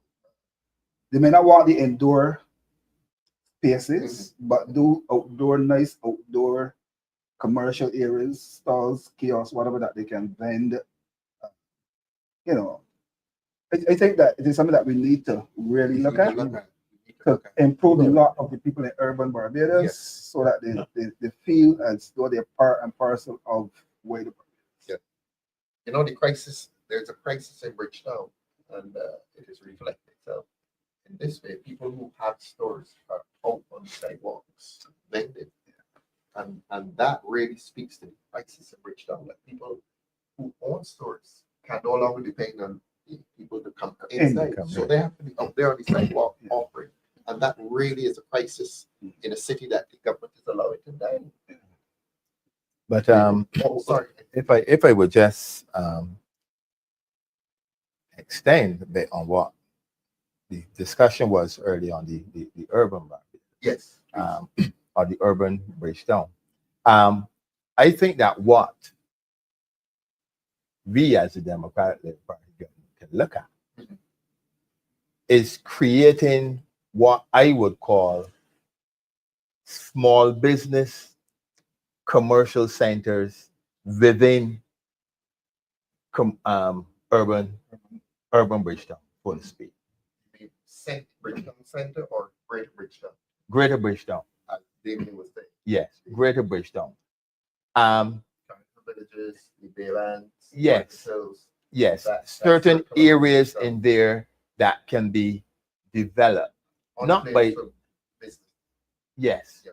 not just somebody putting up 4 sticks and a tent. No, serious right? efforts. Serious efforts to commercialize it, and grow the town. and Make Bridgetown bigger. and peppercorn rate Yeah. for those small entrepreneurs to thrive. The same way government can give away Jammett's Lane. Precise. What about our resource, our people? Yeah. If you're not investing in them. So you can have a center where there's a barber shop, there's a hairdressing salon, there's a restaurant, there could be a sports bar. And make it safe and attractive. And it's safe and attractive, right? Good roads like it. And then public restaurants. And public restrooms. it can be sold. Yes. This Yes. can be sold then to taxi drivers Mhm. who can take tourists and bring tourists into these areas. Yes. So what we do, we move the tourists now from the hotels and bring them into the communities to integrate with the local people that they so much want to do. Yes. Right? And there again, community tourism, and you start to thrive. But you know what would kill it? And what is killing it? Crime. But You don't control crime. I would jump in and I would say here that if you probably invest in those same areas that we were talking about, that might actually be the answer to our crime issue, because then you're giving more opportunities to individuals for people to earn. Excellent. You understand me? And then so once you invest in them, they have no reason to want to come and commit crime, because they will actually be something that they will be earning in their pockets, because you'll be bringing those individuals who come to visit Bridgetown into Greater Bridgetown. And they'd be more of a relaxed rural life rather than the hustle and bustle of town. You can offer 2 sides to Bridgetown, the hustle and bustle and the rural relaxed side, where you integrate with the people and you get to know the cultures, taste the food, drink a drink, do your shopping, your grocery shopping, maybe probably some commercial stores that may sell clothes or any utilities, you know, that you might need at home. The possibilities are endless, but this government doesn't have the vision to see that. Because when you don't invest in the people are going to eat themselves out. Basically. Gentlemen, it seems as if you're saying that all the investment that government claims to be doing, coming to you now, all the investment that government claims to be doing, they're not investing in people. The people are forgotten. The people are forgotten. People are forgotten. Those are nice pictures. But the people must let them remember. Yes. The people must let this government remember how they were forgotten. And giving you a few tickets to go to a proper briefing. Doesn't cut it. We're having a press conference tomorrow. Excellent. What time, David? 10 o'clock 10 o'clock in the morning.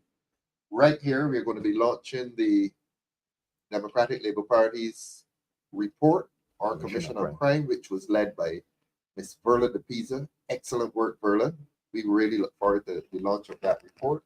Her deputy was former deputy commissioner of police, Mr. Bertie Hines. And how many commissioners were there? About 11. That media launches tomorrow at 10 o'clock.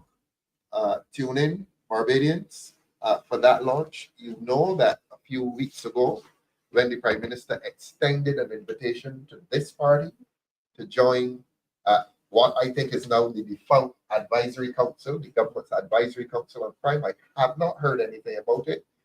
We are demonstrating why we needed to reject that offer to sit with the government, because we first came up with the idea of a commission on crime to look at the scourge of crime in Barbados. And I don't mind saying publicly that was Mr. Ainsley Ben's idea.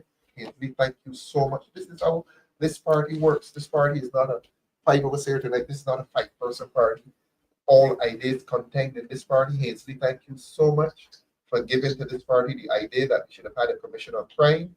And a few months later, under the able leadership of Ms. Berla De Pisa, criminologist and attorney at law, we'll be launching that report tomorrow, a media launch at 10 o'clock. I hope you gentlemen plan to be here tomorrow to give Berla some support in the launch. David, have I advertised it enough? Thank you very much.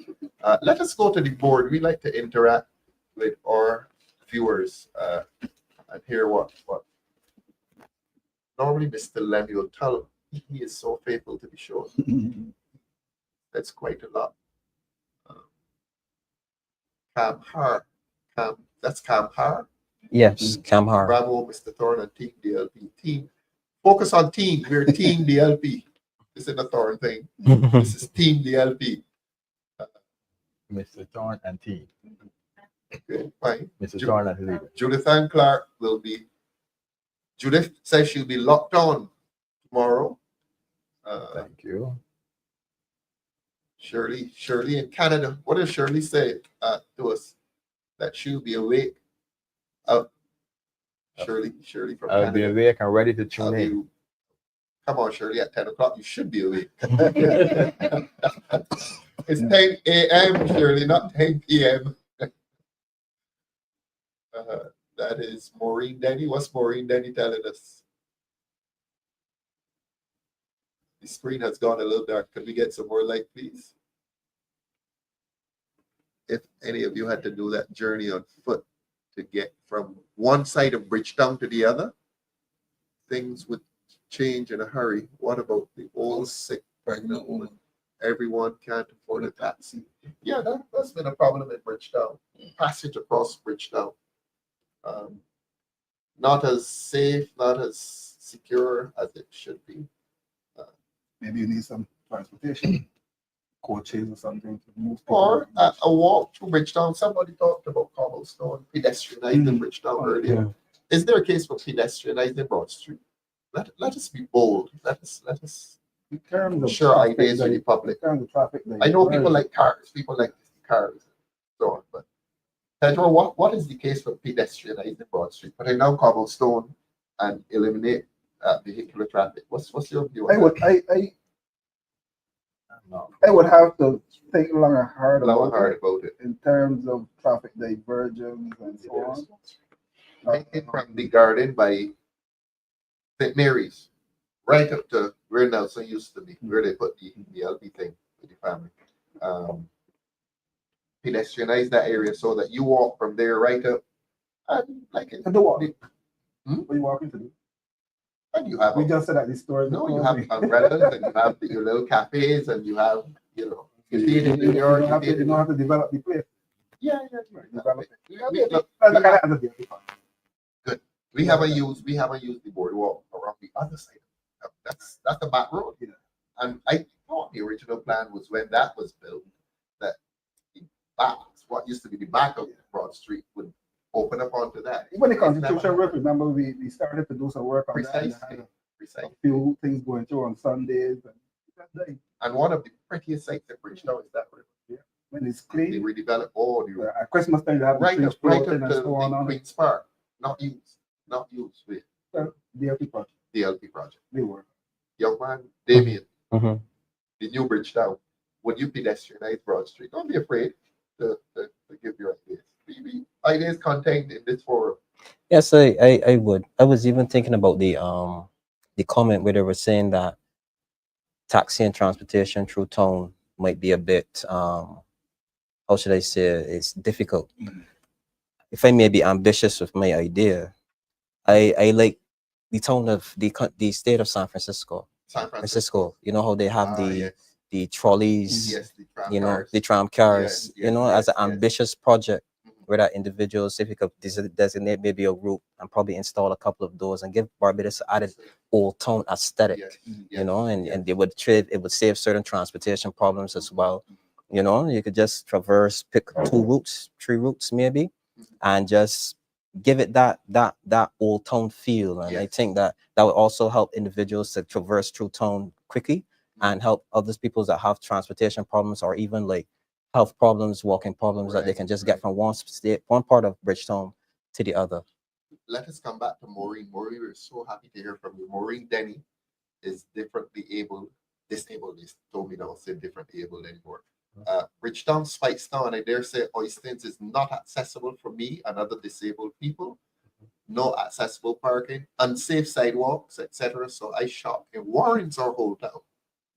Warren's is not a pedestrian area at all. You drive through Warren's from store to store. But Bridgetown, again, Damien, Maureen probably is making the case for the pedestrianization of Bridgetown so that she can traverse if she's in her wheelchair and so on. And so you probably have you don't like the pedestrianization of when I say Bridgetown, I mean Broad Street and so on. Remember, Swan Street has been pedestrianized. Yeah. Damien may be too young to know when the cars used to drive through there. No, yeah. New cars going through Swan Street. Actually, you know what? I do remember that. You remember? Very young though, very Yes, young. yes, I do yes, remember yes. that. Well, we're talking about doing the same thing with Broad Street, not as firm idea, not as something that we intend to do, but let us discuss it with the public. We want to encourage public discussion. Ensley, how do you feel about pedestrianizing Broad Street? I don't think I'm Cobblestones and so on, I'm and the umbrellas sold. and people sitting out on the sidewalk and having their lemonade and so on. At this point in time, I don't think I'm sold on Not it. so bad. But the idea Created a of mall, you call it a mall, so that the whole thing is one level, as you see in London and New York and so on. I understand. I like the concept of the like the sidewalk cafes, Sidewalk so to speak, cafes, where yes. people are there. I've seen it in Australia, I see it in England and so on. But to totally remove You're sounding old fashioned, actually. pedestrian traffic, You want those cars on Broad Street. because I mean, all cities you see, Some cars. yes. You want your car. If there is You want to a drive up Broad Street on evening. if there is a part in Broad Street that it can be done, so be. So But to totally, get rid of the but it is cause for public Discussion. consultation yes, indeed. on That's that, how we do it. We go to and consult with the public. and we will do that. So if the public by consensus overrule me, then I am sold on the Yes, idea. so that- David, pedestrianization of Broad Street, cobblestone, little cafes. And you and the wife are the manager. We sat here tonight and we've given the Barbados Labour Party a lot of good ideas. I listened to Damien Pedro about changing up the urban Barbados. They have a cabinet of 25. If they can't come up with these things, with a far smaller cabinet, and they'll pick up with them, come up with it. They say we only talk, so we are showing them now that we have ideas. Precisely. So this is, we are showing you, the public, that members of this Democratic Labour Party are waiting to do the business on your behalf. Precisely. This is a government in waiting, not a number of people just talking. We are putting ideas to you that you can see that we, when given the opportunity, we are ready to take it on and to work on your behalf. Well said. Maureen Denny tells us all major cities and towns come to life at night. Bridgetown is dead after 5 p.m. Correct. Our departed friend Marcus used to make that point all the time. You remember Marcus, Yeah. of course. God rest him. David. Right. So basically, I kind of like the idea of moving the vehicles out of the bridge. Out of Broad Street. I will move them out of the bridge. Out of bridge down. And we put some trams and things through the bridge. Trams. Yeah. Some Damien simple said, transportation. What model? I don't think, but take the vehicles out of the bridge down. All Park your car, man, here. Park your car and get on the tram and go through bridge down.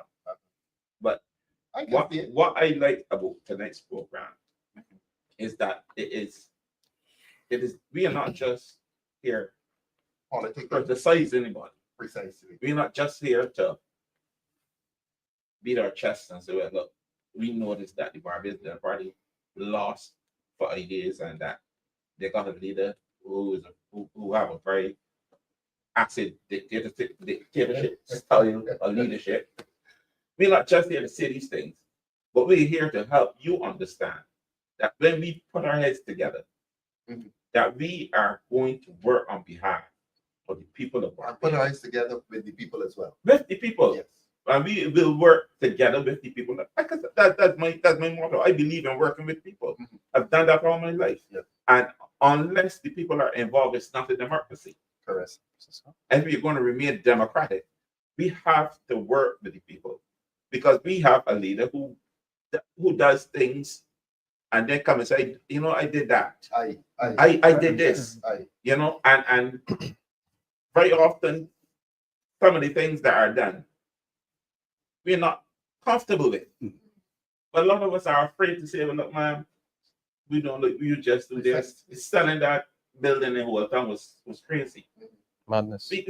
Well, they saw what happened to Senator Bristol here. Yeah, but you see, that is if everybody will get scared or get afraid to stand up and say, well, look, right is right and wrong is wrong. You should sell the building.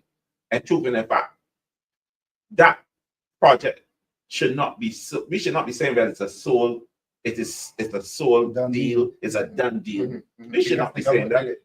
We can't just We should be surrender. insisting it. We should insist that this project be reversed. Yes. Yes. And this weak kind of how we sit so weak behind this leader and let her do what she likes. And we got men in parliament. You imagine that? You know, we got men in parliament. We really do have men in parliament. Brother Thorne. At least one man. Because I mean, this is sick. A lot of what's happening to Barbados is very, very sick. Down to second in. Because you got a leader who gets up one morning, or if he does sleep, and says to Barbados, oh, I'm going to change this. Oh, I'm going to do that. I mean, she should be a Rasta. She's a person. I mean, the most time I hear, oh, he's been Rasta, skin to Barbados. And in truth and in fact, too much is being done without consultation with the people of Barbados. Sometimes you realize how silly this is when people just get and crumble in the background. Oh, she can do this, oh, she can do that. We gotta stand up. DLP gotta stand up. You see all this money that getting wasted here? That's right. Has to stop. It has to stop. We have a responsibility to make note of the amount of money that has been wasted since 2018.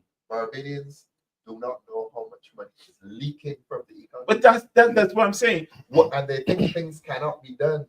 That we have surrendered. Too many of us, well, not me. Too many persons have already surrendered. Yes. Yes. Have already said You to know themselves, the evidence of the surrender? Applauding when somebody gives you $300. We have reached that point in Barbados. we I'm surrendered. waiting for the next one. I'm waiting for the next fight. And that's what we have become. We have to move beyond surrender. Beyond that. Beyond that. We need to move beyond surrender. We need to help this lady understand that politics and the kind of politics that we know is democratic. Maybe we need to wear white. You understand? Start protesting. And we need to protest. We need to protest bad behavior. We need to protest bad behavior because You got a government that's saying to the people of Barbados, come next year, we're going total digital. Mhm. And they still waiting for the consultation. And that's another program. That's another program. That's another program. Look, Because David, we were supposed to look at tape tonight. We got to come back to look at tape. It's 9 o'clock, Director. It's 9 o'clock. Yeah. They want us to wrap up. Wow. This has been excellent. Yes, yes. Don't have to go over it. Security reasons. You were to address us on tape tonight as a former prosecutor in the traffic courts as well. I think I did a couple of cases against you. I will not tell the people about. Judith Dalton Joke says you all will wrap up soon. So have a blessed night. I will be on tomorrow to watch DLP TV for 10 o'clock, and that's 10 o'clock in the morning, Judy. We will do our launch. What's that? Lemuel is quarreling about when I want your opinion. I will give it to you. Oh, he's saying that is. It's love. Yeah. Thank you, Lemuel, and thanks for being such a faithful viewer of this show. But unfortunately, all good things come to an end. But this is an ending. We're coming back on Tuesday, Director. We come back here on Tuesday next week. So, thanks, gentlemen. Any final words? I just want to say here to the public, the viewing public, the Democratic Labour Party is ready. The Democratic Labour Party, led by the Honorable Ralph Thorne, is ready to assume the reins of government in this country and take you forward where you ought to be. That's all I have to say. Thank you very much. Pedro, thanks a lot. Doesn't mean the opportunity to Yes. inform the wider Barbadian public and the Democratic Labour Party membership that we'll be having our annual conference the 22nd to 24th of August, and we really look forward at that conference to one, introducing our slate Yes. to the public of Barbados, Yes. and secondly, we want to also be able to give Barbadians a vision. Yes. So the Democratic Labour Party, at its annual conference this year, will be outlining its vision for Barbados, because we suspect this will be the last annual conference before a general election. I'm sure it will be. The Barbados Labour Party doesn't have the stamina to do 4 years. And the Prime Minister believes in 3-year terms. and she believes in And she 3 does. years. That's why. I put it down to stamina. They don't have the stamina. Most governments can do 5 years. Yeah. This government, for all of its boasting, has not been able to do even 4 years. Three terms in 10 years. Precisely. Damien, we had a good time. Your ideas are excellent as usual. Any parting words? Or Yeah, just to say that it is we have to be cognizant of the things that are going on in our country, and that if you want things to change, you have to come out and voice your opinion. You have to come out and you have to vote. And this Democratic Labour Party has always been the working man's Yes. party. Yes. It's always invested in the social institutions like education, healthcare, housing, social security. We've done that because we don't prioritize international outlooks or punching above our weight or outside investors. We pride ourselves in investing in the Barbadian people. And once we come into power again as a government, that is exactly what we are going to do. Thank you very much. David? When? Final word? I want to thank y'all, the director, for having me on tonight. Always a pleasure. But I want to say to Barbados, the Barbadians, stay tuned. There's a lot coming your way from the Democratic Labour Party. And a lot of the fears that you have right now will be allayed. We are working on it. We are working on making Barbados a better place. We are working on making Barbados a safer place. We are working on making Barbados a more affordable place. You have to invest your votes in the Democratic Labour Party. You have to give us the opportunity to bring back this runaway train called Barbados. Right now, we are out of control. We are borrowing lots of money. we're wasting lots of money and we're not seeing the benefits on the ground. We're not seeing the benefits in our pockets. We're not seeing the benefits in our social services. Thank you for viewing us tonight, and stay tuned. The Democratic Labour Party is here to rescue you. Thank you very much, David. Thanks, gentlemen. We had a really good time tonight. Tomorrow is Emancipation Day in Barbados, and we want Barbadians to pause amidst all the crop-over celebrations and to acknowledge the importance and the significance of Emancipation Day, August 1st.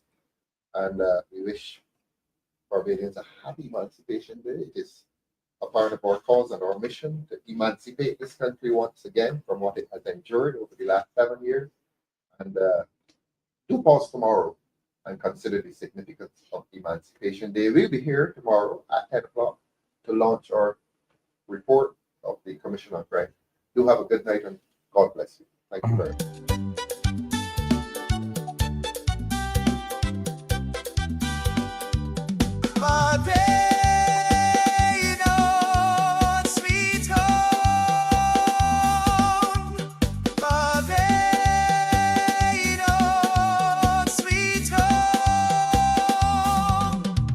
Celebrating 70 years of the Democratic Labour Party, DLP. Get ready, London, Saturday, August 9th, 2025. We're celebrating 70 years of the Democratic Labour Party, DLP. And you are invited. Join us at the Wolves Lane Centre, Wood Green, from 1 p.m. to 7 p.m. for an unforgettable day of culture, celebration and community. Hear from keynote speaker, the Honorable Ralph Thorne, leader of the opposition and political leader of the DLP, along with powerful supporting voices, Senator Andre Worrell and Vice President Felicia Dujon. Enjoy our music from DJ Tony, a vibrant Barbados marketplace, amazing performances, food, drink, and networking like no other. Free public entry and free parking right at the venue. Don't miss this historic celebration. Hey!